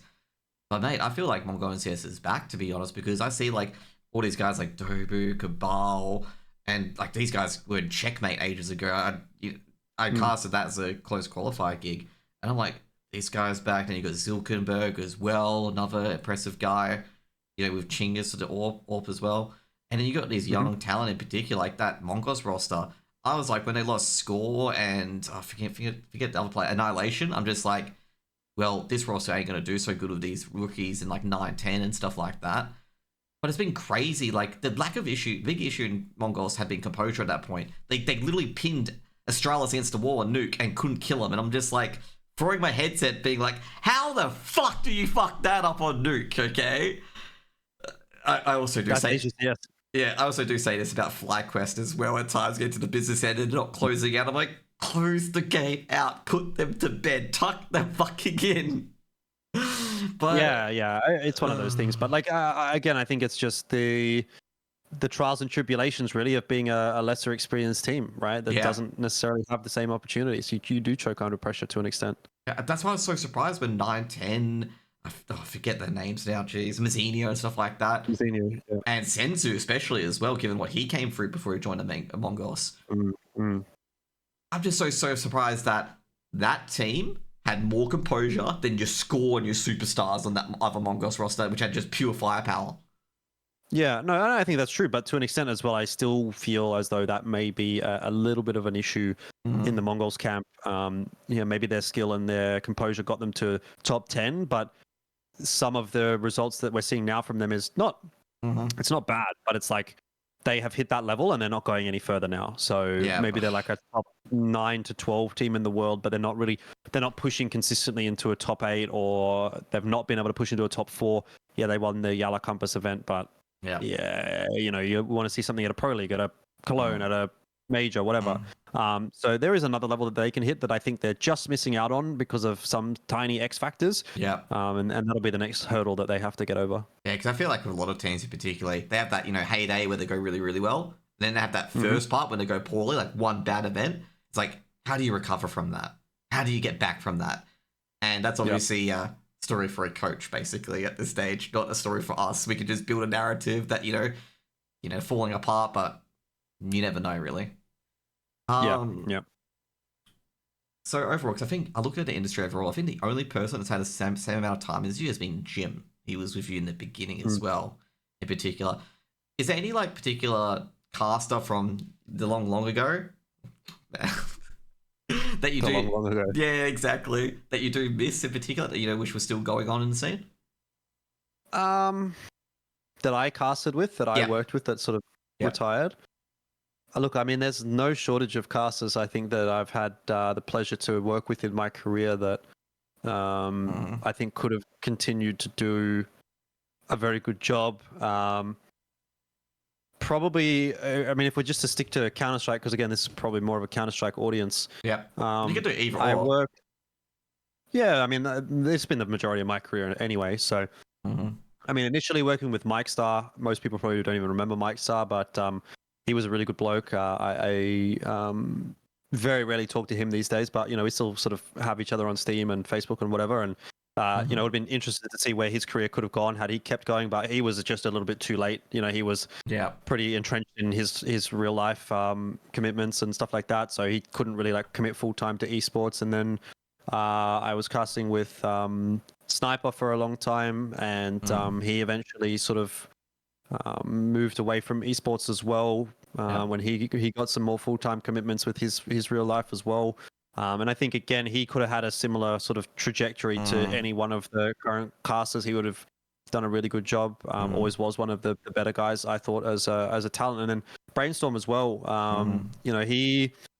I think he definitely had some moments where he really showed what kind of a commentator he could be as well, but just didn't get the opportunity to kind of stick around long enough to really see it through to the point where it became sustainable. And again, for Tim, he Brainstorm, that is, he was sort of in that same position as me, where he was covering a lot of games, but at a certain point, he just wasn't able to get enough work to make it happen for a long enough time to really be able to say, yeah, I can do this. And so he had to sort of give it up, which is unfortunate. So those would probably be the three, and they were like the three CS caster duos that I had worked with for the majority prior to working with Pilly as my main co-commentator. Is it for a lot of casters in general? Is it just if they stuck around a little bit longer, they could have got somewhere, or is it just that sort of dilemma? Or yeah, no, I think that is. I really think it is, because I think all of those guys were good enough to do what any of us are doing currently. It's just that the circumstances and the time didn't really line up for them in that point in their life. And I've been lucky that things generally have lined up for me. I think one of my biggest assets when it comes to my career in esports has been my staying power. I have outlasted everybody pretty much. There's no one casting now like in ANZ, Yeah. I don't think there's anyone casting now that was casting when I started casting and is still here as a caster. There are people that are still in esports, but either they started after me, like Jim, you said, for example, Yep. he didn't start casting until I'd been 2 years deep into my casting career. Yeah. But I'd been casting for a couple of years up to that point. Yeah. Someone like Ben was around before me, but he doesn't cast anymore. So I'm the one that's kind of like stood the test of time in a lot of cases where other people haven't. For whatever reason, obviously I was benefited by being in that position at ESL. But yeah, I have some sort of longevity or survivability or whatever. I don't know what trait it is that I've managed to stick around longer than most people. Yeah, because I think to be Jim in that respect for ESL, he would be the only one that's been there. Because I looked through all the different casts whatsoever. It's just Jim and yourself, and then basically Pilsky came a bit later. Then Mac came on and stuff like that as well. Yeah, as I said, I actually agreed with in Maniac as well because I talked about Josh because he made that tweet about it in particular that he was trying to keep a set of casters around that could do multiple esports just in case the IM Sydney came in, just in the Crown came in. Because I think he also saw it as well that they were woefully underprepared for the Crown Invitational as well. Yeah, I mean, this is getting into like the ivory tower kind of discussion and what have you. But I think what people need to recognize is that in ANZ especially, there really isn't enough work to go around to have everyone having a piece of the pie. And as unfortunate as it is, there is, and this is a fact of life as well, like there is going to be haves and there's going to be have-nots. You know, everyone wants to be a movie star or everyone wants to be a sports person or this or that or whatever. But unfortunately, only some people are going to be able to do that. And other people are not going to be able to do that. And, you know, if everyone in esports that wanted to be a commentator could be a commentator, that would be great. But as it is, like every year, as probably the most experienced person still working in ANZ that has not gone overseas, the one with the best brand, the one with the most experience, the one with the biggest network, every year I consider, is this my last year in esports? Am I making enough money? Is there enough of a career prospect for me to continue to do this? And I look at that from my perspective with all of the advantages, let's say, that I have. And I think, how can anyone possibly hope to make this a thing if they're starting now? And I just don't see the way. You know, people will ask me, oh, how do I start now? It's like, well, don't. Like, I just say, just don't. Like, there's no path forward that just doesn't exist in the way that it used to. And that is the most realistic advice that I can give to new commentators. If you want to do it, but don't do it expecting it to end up like it has for the people that came before you, because I wish it could, and it maybe still can. 10 years down the track, maybe I'll be proven incorrect with this statement, and Australian esports will be where the NRL is, for example. But can we reasonably sit here and say that that will be the case? No, we can't do that. So, you know, if I'm being realistic, I think just do it as a hobby. Do it as, you know, you do it, or as Conky does it, or as Komodo does it, and, you know, get these kind of cool opportunities on the side, but have your full-time job be your full-time job. Because if you're coming into it as, I want to be a career commentator in esports, I think unless you are a 1%er, absolutely the best, you have the perfect voice, whatever it may be, it doesn't work like that anymore, especially at least not in the commentary side. You would have to, and even I do this myself now, you have to lean into the content creation side of it. You know, you're probably thinking the same thing, right? With this podcast and whatever else you're doing. I'll be putting on billboards and posters everywhere, mate. Posters, we've got the go. Yeah, what up? I agree 100%, like, with what you said. Like, as much as, you know, as much as the system's in place, I can be unhappy with the outcome of it. But at the end of the day, I'm just like, nah, that's there appropriately. It sucks, but that's what it is. It is have-nots and have stuff like that. People are going to get opportunities. People aren't going to get opportunities. What you got to do is you got to make lemonade. You get lemons, you got to make lemonade or do something else. Content creation, like, you know, I was actually going to lean into it as well. You definitely got to do that. You got to do something off your own back to, like, talk to players, talk to talent, get their POV. I go into this with a hobby, like, I have no idea what stuff does. The most amazing thing I found out with doing this podcast was script bowling to Virat fucking Kohli, okay? I didn't know he'd done that. Yeah. He did that. He was bowling to Virat Kohli because he used to play for, sorry, I'm having a few technical difficulties, but all fixed.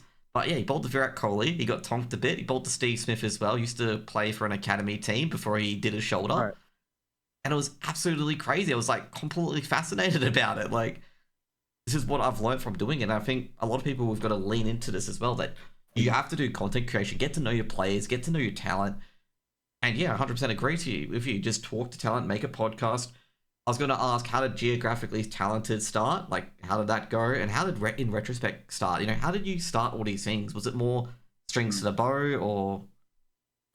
It was during COVID, after, or maybe just, it was just prior to the point where I left ESL, but it was definitely around the point where COVID was a thing. Mm-hmm. And I was like, maybe I should be doing something that's me, not just, because I saw a lot of content creators and streamers and stuff like that building their brands and getting like some kind of recognition for who they were. And I was like, I've been working at my career for just as long as they have, and I've been on big broadcasts. I've been on like, hundreds of thousands of people watching this, and I have at the time maybe 3,000 followers on Twitter to show for it. And it's like, what actually is the value of me? Like, what's the value of Elfishguy as a person, as a brand? I'm only as good as the broadcast that I'm on, and I've helped to build things like ANZ Champs and ESL Pro League and IEM and this and that, and in small ways, obviously, but I've been on those broadcasts, and that's what I've been putting my effort into. And I feel like as a brand, I make money, but I as a brand haven't gotten anything out of that. So I need to do something to build my brand. And so I was like, what can I do here? And I initially wanted to be a bit of a streamer on the side. I was like, I'll do some streaming, play some games, people can watch me and do that kind of thing. But when I was doing my research on like what to do and how to build that all up, I was like, well, everyone was saying, don't build the stream through the stream. Like, if you just stream, you're not going to get viewers. Build content on the outside, build reels, TikToks, YouTube, do whatever. And I was like, okay, so I'll make a YouTube, and then that will funnel people to my stream. In the end, obviously, I just ended up mostly focusing on YouTube because that's worked out better for me. Anyway, just from a consistency standpoint, it's very hard to be consistent as a streamer if you're a caster and traveling and stuff like that. Exactly. So, yeah, I just did it because I wanted to build my own brand in a small way and have something that's mine rather than just be always on someone else's broadcast and working for money. And so obviously a lot of it was like influenced by the people that I watched. I watched a lot of Thorin. I watched a lot of Richard Lewis. And again, I have nothing necessarily... like people have their opinions on those two. Yeah, definitely. I can as personalities, but I think their content is really, really good, and I tried to emulate that content because that's the kind of content that I liked to watch and enjoyed viewing. I really enjoy long form content, which is Thorin, especially his interviews with players. You can see like In Retrospect is basically just a direct rip of Reflections. I was about to mention that. I'm like, I think he got a lot of inspiration from that, and I think it's good. I think it's great. It's a slightly different concept because the idea behind In Retrospect was to go through blow by blow each important point of people's careers in order. Whereas for Reflections, I feel like they just pull like whatever interesting topics from the past. But for In Retrospect, it was supposed to be like exactly what you're doing here, where it's like, we started at Crown 55K, and then it went to ANZ Champs, and then it went to IEM Sydney, and then it went to this and that. And that was what that was. Now it's becoming a little bit less like that. But anyway, that's what that concept was. And then Geographically Challenged there was just another one of these fucking Asia RMRs that none of us got on. And I was like, man, this is just not fair. Like, we've been all covering Asia forever. The point of it was, I can't even remember which Asia RMR it was. But it was one where they just hired people who just had never done anything to do with Asia before. And I was like, I'm just going to make a podcast about this Asia RMR, and we'll talk about what we think is going to happen. And at least then someone will know, maybe the people that watch this will know what to expect. And then that was kind of the point. And then Richard Lewis stole your idea of No Majors Club. You couldn't get that either. Ironically, the WhatsApp group that Pilly, Blair, and I use as our Geographically Challenged conversation basically is called No Miners Club. And to this day, we've not worked a miner together, the three of us. That's unfortunate. Now, because like with Richard Lewis and Foreign, you definitely need those characters. Like Foreign, Reflections overall, I don't think yours is a rip-off of it. It's your own twist on it in particular. Like, doing those long-form interviews is an art in itself. Like, you have your different ways of doing long-form interviews and different ways of using Twitter. Obviously that's a forward reference to baiting everyone and for engagement. But, Yeah. yeah, like, overall, you have our own different twist on it. Podcasts with, in Geographic Challenge, I see a lot of counterpoints in it. But I think it's like, in Asia, counterpoints it a bit further. I think overall, like, everyone's just trying to put their own spin on things, and it can look similar in a way, but it's just like there's different ways done for it in particular. Yeah, Geographically Challenged wasn't necessarily inspired by anything. I mean, in retrospect, definitely was inspired by Reflections. There's no doubt. But when it came to Geographically Challenged, I just felt like that was filling a hole in the market. That there was not there was a lot of Counter-Strike podcasts, and a lot of them were focused on the tier 1 and conversations around that. And you have your HLTV Confirmed that does it one way, you have your Talking Counter that does it another way, you have your Counterpoints which does it another way. But they were all talking about the same topics, and I thought, well, here I am in my region and I want my region to do well. I want to put some highlight onto my region, and I feel like I can speak to these teams and these storylines better than anybody else will. So I'll make a podcast that is focused on my region, and hopefully then that will do well if the region does well, or it'll help the region to improve. And I think to an extent it has done pretty well. It wasn't necessarily like, oh, I want to be this podcast but the Asia version of it. It was just, I want to do a Counter-Strike podcast that focuses on Asia, because this is the region that I like and I enjoy and I want to see succeed. So just filling a hole in the market. I feel overall like there's not many podcasts in particular in the Asia and ANZ region in particular. And I definitely gotta say with Geographic Challenge, it's definitely a good listen to while I'm walking around the lake, basically, as well. So enjoy it as I go along. Or long drives, stuck in traffic, and, some bozo's gone across 3 lanes and ended up in a bingle. It's been a good listen that's to. the kind of thing that I do as well. Like, I go out for walks, I go out for runs a lot, and I just whack on a podcast for an hour and a half and I listen to it. And that's the kind, again, like I said, that's the kind of content I like to consume. It's the kind of content I like to make. I know it's not for everyone. I know that not everyone wants to watch a hour and a half video of people talking about Counter-Strike in Asia, but for the people that do, I think it is the best podcast out there that does that. There is no other podcast that does that. So I think it's really good for what it is. Because I think Richard Lewis had this as well in his comments. He had Patreon Q&A, and he basically said, like, all he gets in his comments is guys being like, oh, Richard, thanks for helping me out through the work week. Now listening to your podcast is just amazing. And I'm just like sitting there going, wow, like, actually amazing. In particular, he's like, he feels really good about himself because Richard has big self-image issues. In particular, he thinks he's this big bad guy, basically. And I mean, it's this imposter syndrome as well, probably a little bit of that. Everyone deals with it in some way, shape, or form.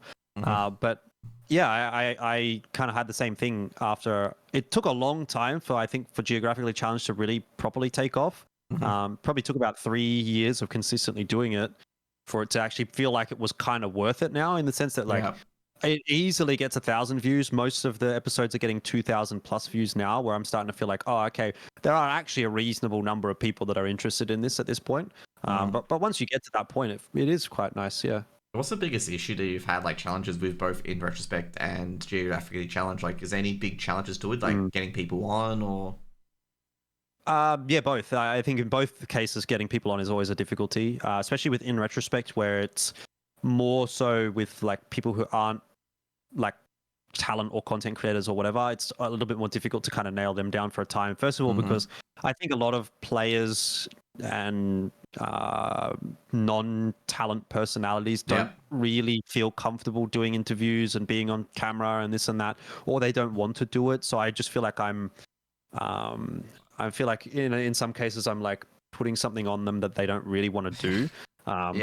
And I constantly have to be like, oh, do you want to do it today? And then it's like, no, I can't do it today. And then after a few tries, I just sort of give up. There's been a few that I've like tried to have on, and they haven't really shown too much interest, and so I've just sort of like left it. So it's a bit difficult trying to get people on sometimes.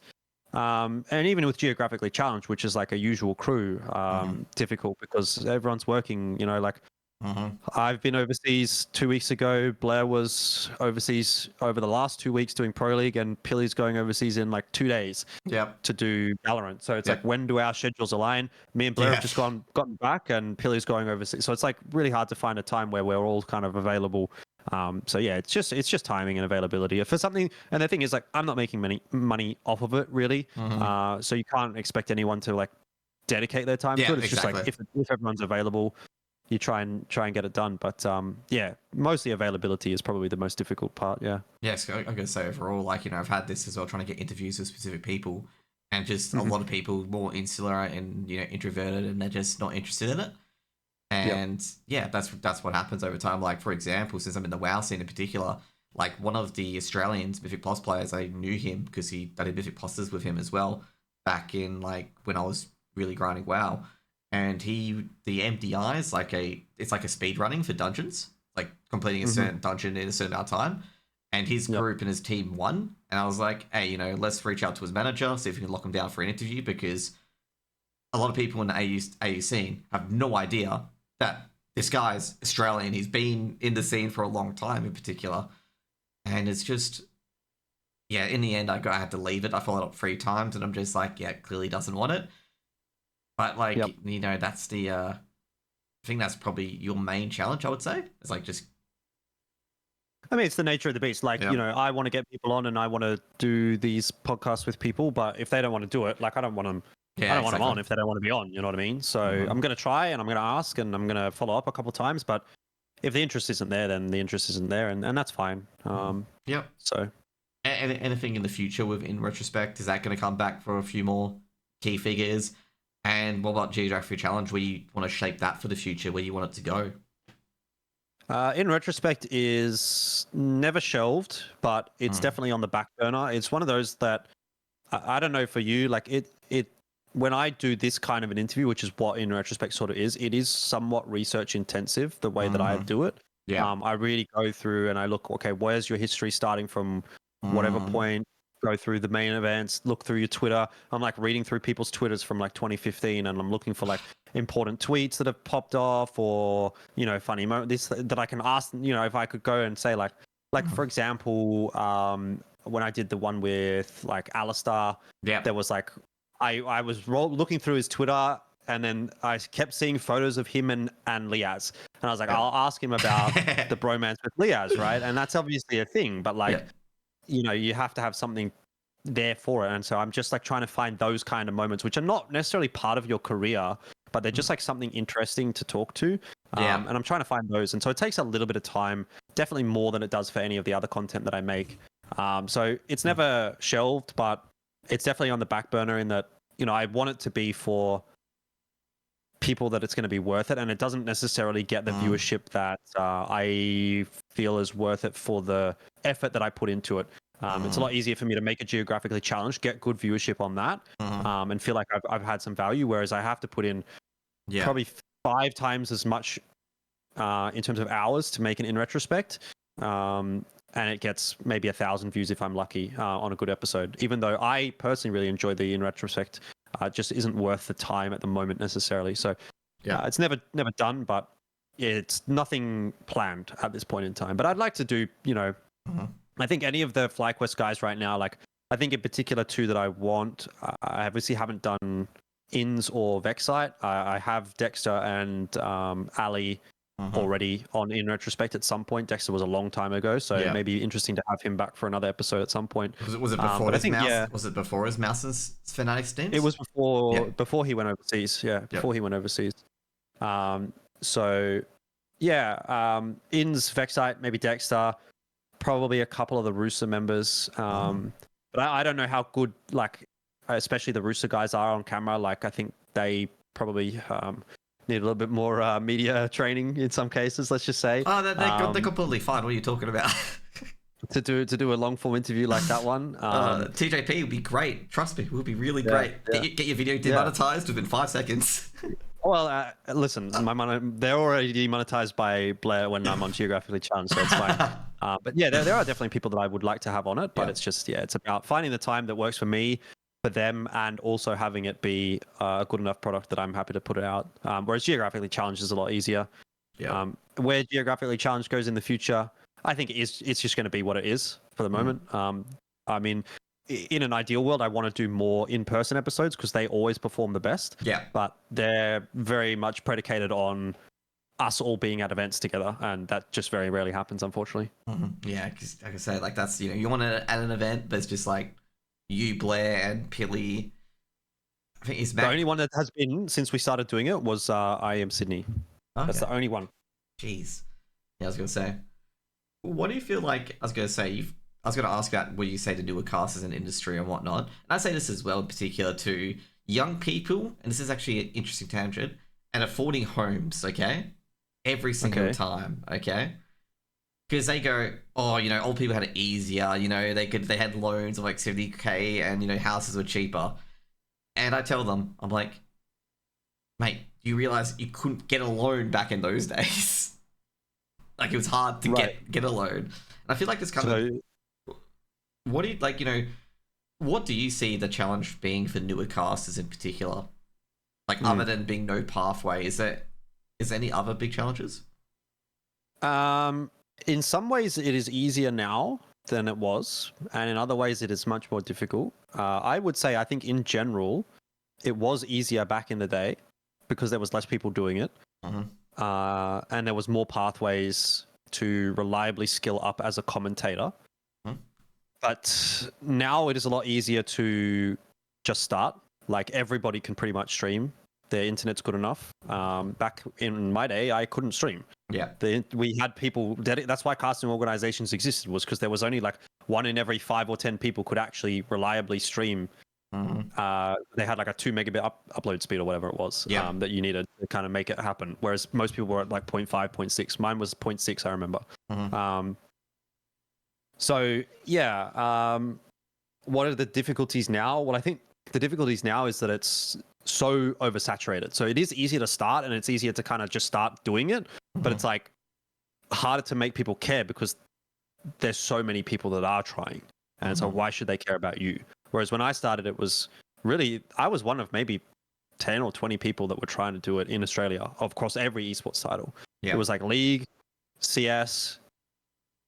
That was kind of it. No one else was casting anything else, really. Maybe a bit of Battlefield. I think Battlefield was getting commentated at the time as well. COD, obviously. Yeah. So let's say there was like 5 to 6 to 10 people per title. Probably not even that.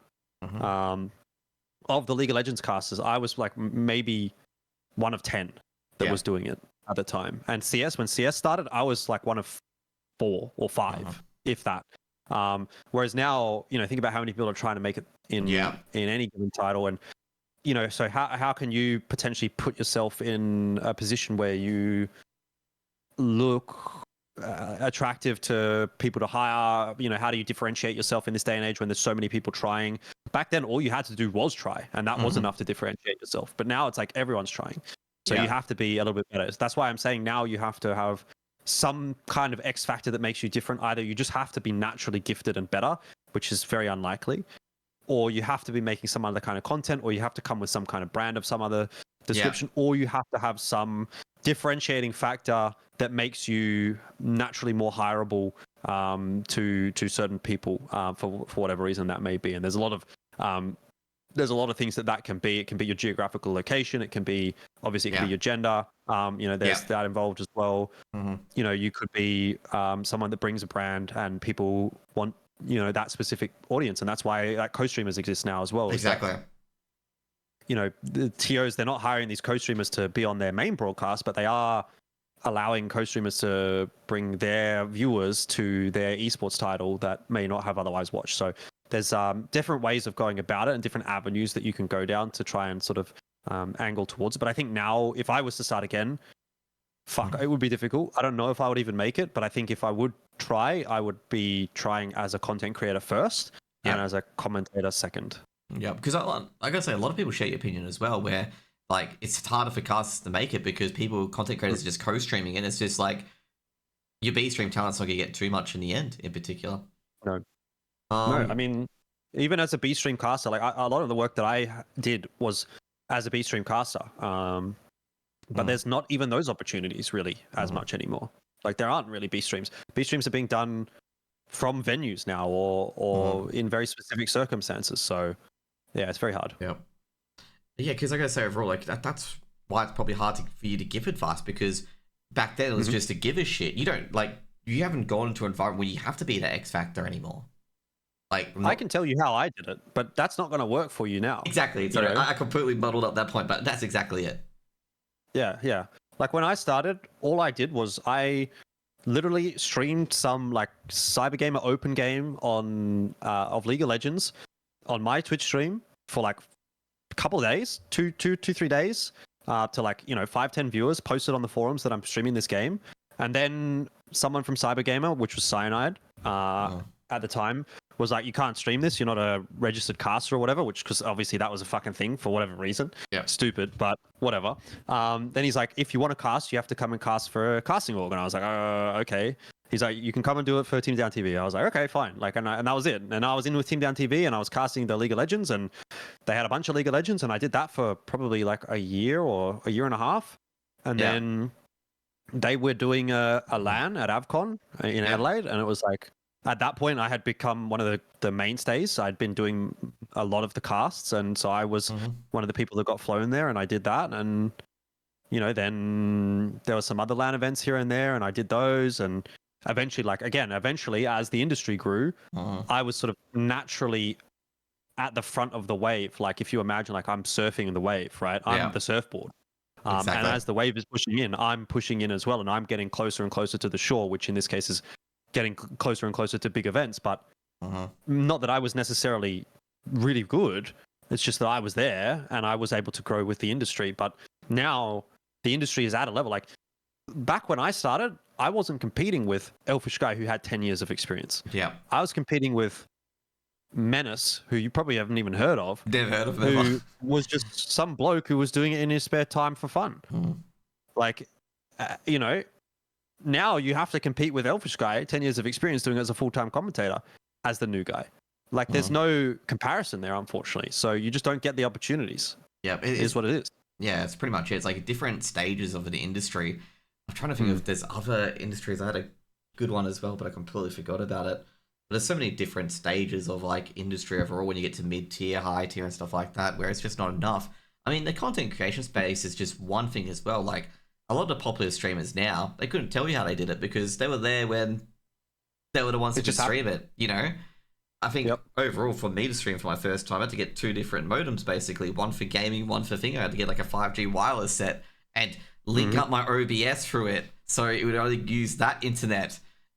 It was a good time on Google and YouTube. That's pretty much it. But yeah, that's what it is these days in particular. It gets to a point where like anyone can do it. And it's just like, how do you stand out compared to everyone else? I mean, you'll love this one because it right up your alley. But it's like investing in the stock market. Like I can go back 10 years and say, oh, invest in Google or Apple or Microsoft or whatever. And like, then you would have made money. But like, you can't do that necessarily now. You can't, put all your money into fucking, I don't know, what's the next big thing coming up? Like, Bitcoin's had its run, crypto's had its run. Like, what's the next? Fuck knows, really. And at the time, people didn't know that, like Amazon, for example, that you bought at like 13 cents would be worth however much it is now. At the same time, people didn't know when they started Twitch streaming that Twitch streaming would be as big as it is now. Yeah. People didn't know that YouTube would be as big as it is now. When I started casting esports, I didn't do it thinking I would ever work in a stadium commentating to thousands of people. I just was doing it because I was there and I was having fun and I was like, I like games. And maybe there was a world where I did that for 6 months or a year, got bored of it, and now I'm working a normal job and I'm not even interested in esports in any way, shape, or form. Maybe esports didn't even take off, Yeah. But there'll be something else. Like, again, like TikTok's probably the most recent example, right? Yeah. Like people that got in on TikTok early, probably massive, and they didn't even necessarily expect that to be the case, but they're just in the right place at the right time and they got lucky. And so, what is the next thing going to be? Who knows? Yeah, like I said, there's a lot of things like that as well. Like, Twitch could have been one of those, things that just failed. There's obviously been a lot of streaming platforms. You got your Trovo, you got your D Live, you got, I forget that one Face it was on, Caffeine or something like that. It was something related to Coca-Cola or something like that, and they were on it, Face It, at some time for ECS. They were trying to heavily promote it. There's so many streaming platforms that failed. And, like, if those were successful, a different set of people or casters in particular would have been on. Like, imagine if ESL failed and Face It became the main theme. That could have been a whole different kettle of fish. I think people need to understand, as you're saying here, is that some people just in because they enjoyed it at the time and they would have never dreamed of it becoming what it was when they got to the end of it. Yeah, and I mean, like, even in ANZ, like, there's examples of that. Like, ESL succeeded to an extent, where Gfinity, for example, failed, or there was like another one that was called Showdown Esports or something like that. I can't remember exactly what it was called, but there was a few like different orgs that were trying to sort of make it at the time, and ESL was the one that sort of succeeded. And a lot of those people obviously still have their jobs in esports and have gone on to do things. And the people that worked at Gfinity or that worked at Showdown or whatever are in different spaces, in influencer management, in content creation, but they're not in esports necessarily. So yeah, it's about finding the right place at the right time and running with that, really, I think. Yeah. What do you think the future of esports is going to look like in particular? Like, what sort of avenues are going to go down for the talent scene, for the spectacle scene, and whatnot? Yeah, it's very hard to say because it's just been such a influx kind of an industry. I don't know that we get back to the point where we were in, say, 2018, 2019, where there's just ridiculous amounts of money that are being thrown around domestically. To an extent, I kind of still see that internationally. Like, I think there's a lot of money going around in like CS and player salaries and prize pools and this and that and what have you. But I think if we can just maintain where we're at for the moment, that's not necessarily a bad place to be. I would say like the best we can really hope for is like to be on the level of something like a wrestling WWE type, like it's like kind of a niche sport type, whatever. It's not really, I mean, maybe you think it's a sport, whatever, your preference. It's not my thing, put it that way. But it's definitely not for everyone. Not everyone is into wrestling or whatever, but certainly there's a lot of people that are, and it is its own ecosystem, and it is very successful in some ways. And I think that's kind of what we can hope esports will be at some point, like its own thing that works well, isn't the biggest thing in the world. Like it's not going to be soccer or cricket or, it's not going to be that, at least not for 50 or 100 years, but it can be its own thing that stands on its own 2 feet. And that's what we can really hope for. And I think we're slowly headed in that direction. Because I think overall, I think sustainability is one thing in particular. Like I don't care if it stays where it is, as long as we can keep going with the esports overall. I do agree, like, I think at this point at the moment, like, what are your thoughts about this point at the moment in the tier 1 scene, where basically we're going to go to Valve's open circuit rules next year, and we have so many tiers coming back and just throwing money at everyone? Like, how do you think that's going to end up? I think there's still some ways to go in a sustainability discussion. Look, it's not really something that I'm super knowledgeable about because for my entire career in esports, I've always just been the guy that talks about the video game. I've never talked about the business side. I've never been involved in those conversations. I really don't know the money side that well, but I do think that there is a lot of money that gets thrown around unnecessarily. Even on shows and broadcasts that I work on, I look at like prize pools, for example. Like, let's just go Sky Esports Masters. Yep. Most recent event, they had a $350,000 prize pool. It's quite big, yeah. I was surprised. And I was like, you could have taken $100,000 off that prize pool and the event would have been the same. The teams would have been the same. We did not need to give another $100,000 out to players that were already going to be there. Probably you could have used $100,000 to hire some more talent because Josh and Jay and Dweg. Just Jay and Dweg. His name's Josh. His name's Josh, but yeah. His name is Josh. Yeah. Jay and Dweg did every single game as the casters. Probably could have hired another caster duo. Could have hired another person for the analyst desk. Could have this or that. Blair could have been there, for example. Could have put a little bit more money into the production, something like that. And I think there's definitely ways which money could be spent better. But, it is what it is, I guess, right? Like, it's just... people are making the decisions that they're making for a reason, and maybe I'm not privy to those reasons. It doesn't make sense to me in some cases, but I think a slow build will be better than the big explosion that we had in 2017, 2018, 2019, which admittedly was very exciting to be involved in. But for a sustainability perspective, I think we do need to go a little bit slower. Yeah. Yeah, because it's just that jolt in the arm, and then once the high gets off and they all pull out, realizing it's not that great, and doesn't end that great, I suppose, but it's not good showing. I think overall as well with sustainability as well, it's got to be like some sort of normalization of the market and having a stable ecosystem overall as well. I feel next year is just going to be a cowboy sort of thing where you have all these we talked about this off air as well. We have all these, TOs trying to be the number 1 tier, TO. Some are going to lose, have to go to tier 2, and some are going to win and going to be that tier 1 kind of thing. we're gonna I have don't think it's bad, by the way, if yeah. someone has to go to tier 2. I Oh, don't think that's bad at all. yeah. But the issue I can see is that if they don't get to be the big dog, they don't want to exist anymore. That's the problem I have with the space, is that it's the same thing that ESL's doing. And again, they have to do what's right for their business, and that's fair enough. But I do think that they've really dropped the ball with a lot of the domestic products that they have let slip. Like the national championships were the lifeblood of certain regions, ANZ, India, Germany.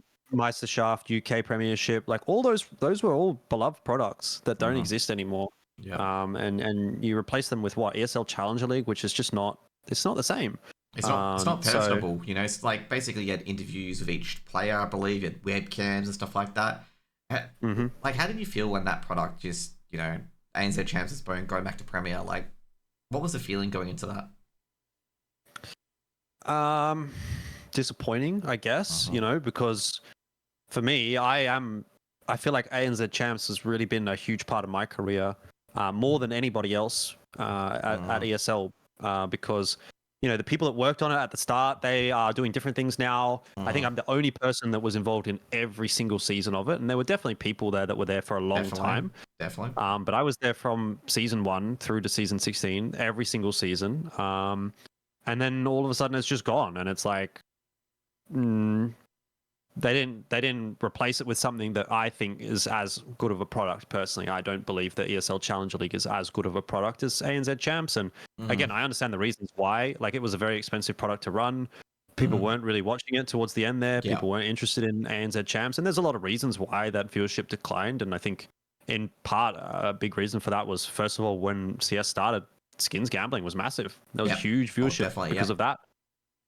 And then it was money gambling, and then that kind of got taken away as well because of the betting scandals that we had and this and that, and inevitably there was oversaturation of Counter-Strike as well, just in general, and people were like, well, why am I watching ANZ CS when I can watch the best Counter-Strike in the world? And that's fair as well. But yeah, I mean, I think that there could be a little bit more of a emphasis kind of put on these local products in some way.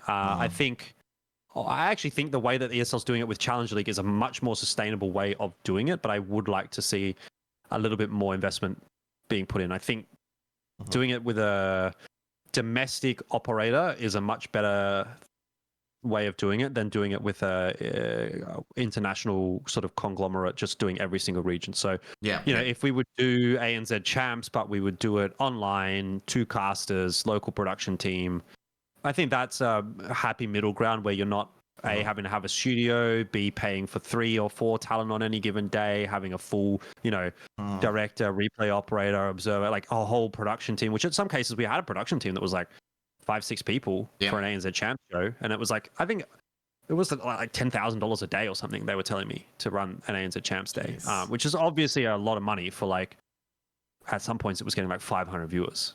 Exactly. So just do it with one producer, like you in your bedroom you could do a Counter-Strike show, right? And you have 2 casters and a producer, and that saves you money. But you still get, I think if you have at least a local producer, someone that kind of is invested in the region rather than people just doing it overseas for a job, you get some kind of, like, ANZ Champs had a personality. ESL Challenge League does not have a personality. It's definitely not as good of a product. So there are some middle grounds that could be made, but again, I think it's just the nature of where we are at as an industry as to why these things had to happen the way that they did. But to sum it up, definitely disappointing. And I mean, you go back and you look at the video. I don't know if you saw the video that I made when ANZ Champs ended. The best moments, and there was so many more that I could have found. Those were just the ones that like when we first started doing it, it was on ESL CS:GO, for example, and all of those clips you'll just never find them because they're on ESL CS:GO and they're buried. But there was a lot of really fun moments on that show, and you don't get the same thing from Challenger League. So definitely not. I think there was a lot of good personality, good skits, and good fun as well on ANZ Champs. Like, for me in particular, like, I was really disappointed because I was really happy at the start because it got a studio audience. Like, that's the big thing, getting into the studio. Obviously, to my detriment, because I was casting a lot of games and I didn't have access to those anymore. As at a time when CCT also took the EU Advanced scene away, so they were casting where the EU Advanced used to be. And I was really disappointed when it ended. I'm like, I'm happy I get to cast games, but I'm unhappy because it's not in the studio anymore. Yeah, Yeah, and it was another thing that people would strive for. Like for players, they would strive to play in ANZ champs. That was kind of like the goal for people that were kind of coming through. If you made ANZ champs, you were a top 16 team or a top 8 team. If you made the top 8, whatever, there was some degree of prestige there, and it was the same for casters. I think I can't really speak to it, obviously, as being someone that started on ANZ champs, but I think for having spoken to people like Pili, Mac, Manic, for example. Those kinds of guys that came through a little bit later, Conky, Komodo, they all looked at ANZ champs as like, if I can make it onto ANZ champs, then I've kind of made it. Like that's the current goal. If you're not on ANZ champs, you want to get on ANZ champs. Now we don't really have a thing. Do people go, oh, I'd really want to be on ESL Challenger League? It's like, maybe, yeah, I guess, but that's not because it's an exciting product to be on. It's just because it's the product that exists. But there's no prestige to it, I don't think, that in the same way there might have been for ANZ champs. Yeah, because I gotta say overall, having the interviews and stuff like that, really humanizing the players was probably one of ANZ champs' big aspects. And I'm just like, at the end of it, I was just thinking about like, this is why I started doing the play interviews. I'm just like, why don't we just get some people on? And I had no idea. Like I had no idea. I think Matsy produced one of my casts previously. Like, use Video Ninja. How easy is it to use? And he's like, oh, it's pretty simple. Very easy, yeah. Yeah, I was shocked because I was thinking, it's going to be 20 billion different cables and I'm just going to be bashing my head against a wall. Because I used to be back in the days where you had to use tunneling services and WoW to get like 150 ping to be perfect because WoW didn't have Australian servers until a lot later. But it was just stuff like that. I thought it was going to be a lot more complicated. But that's what's missing, I'm going to say. It's just the personalities and the webcams. You could just put it as a B-roll, essentially, of the players raging and then Swanky and Apollo, man. I just love that dog. Okay, that's what I'm just gonna say. Yeah, I mean, you can do it online to an extent, but it is a lot harder. But you're just not really given the tools with something like an ESL Challenger League. It's just like this is the broadcast, these are the graphics, and this is it, and the show's over. We're done. There's no exactly. No one. It doesn't really feel like anyone cares. It feels like we're just here to do the job. Whereas with ANZ champs, it was like, we would come in and be like, what kind of dumbass shit can we do today? Even when we were doing it online during COVID, it was like random pictures and this and that and stupid noises, voices, whatever. Like, yeah, some of it was puerile, some of it was dumb, some of it wasn't even funny, but at the end of the day, like it had some degree of personality. Yeah. Anyway, I need to go toilet break. So is that allowed? Can we do that? I was actually going to wrap it up actually. All right. Well, if you want to do that, that works as well. Yeah. Anyways, thanks for coming on, Elvish. And I gotta say, I think everyone in the viewership, stuff like that, learnt quite a bit. And, quite a bit of the industry overall. And yeah, I gotta say, you're probably one of the main people that people look to for esports in general in ANZ scene that has indeed made it work. Like, you're one of the few that have made it a full-time position in a professional capacity and not having to do, like, some Woolies job on the side or cross the line and work for Coles. But... yeah. But it's really difficult to do, and in particular stick at it for a long period of time because, like, you have people like Anders, for example, who doesn't see his family a lot when he's doing these tier 1 gigs and stuff like that. Those draws in particular, because you've got, obviously, is it fiance, girlfriend, or wife? I forget at this time. It's a nothing at this point anymore, unfortunately. Sorry. I'm on my own, so yeah, that's terrible. That's about months fresh. So thanks for that one. That's a great job, but I'm sorry, man. Yeah, no. It is what it is, but no, it's definitely a thing. Like I'm overseas a lot as well. I'm not able to spend as much time at home as I would like, and that is just that's a factor. That's a sacrifice that you have to make, and it is what it is. Again, you have to do what you have to do if you want to be in this industry. Anyways, thanks for coming on, man. Hope you have a great day, man. That's all right. See ya. Thank you.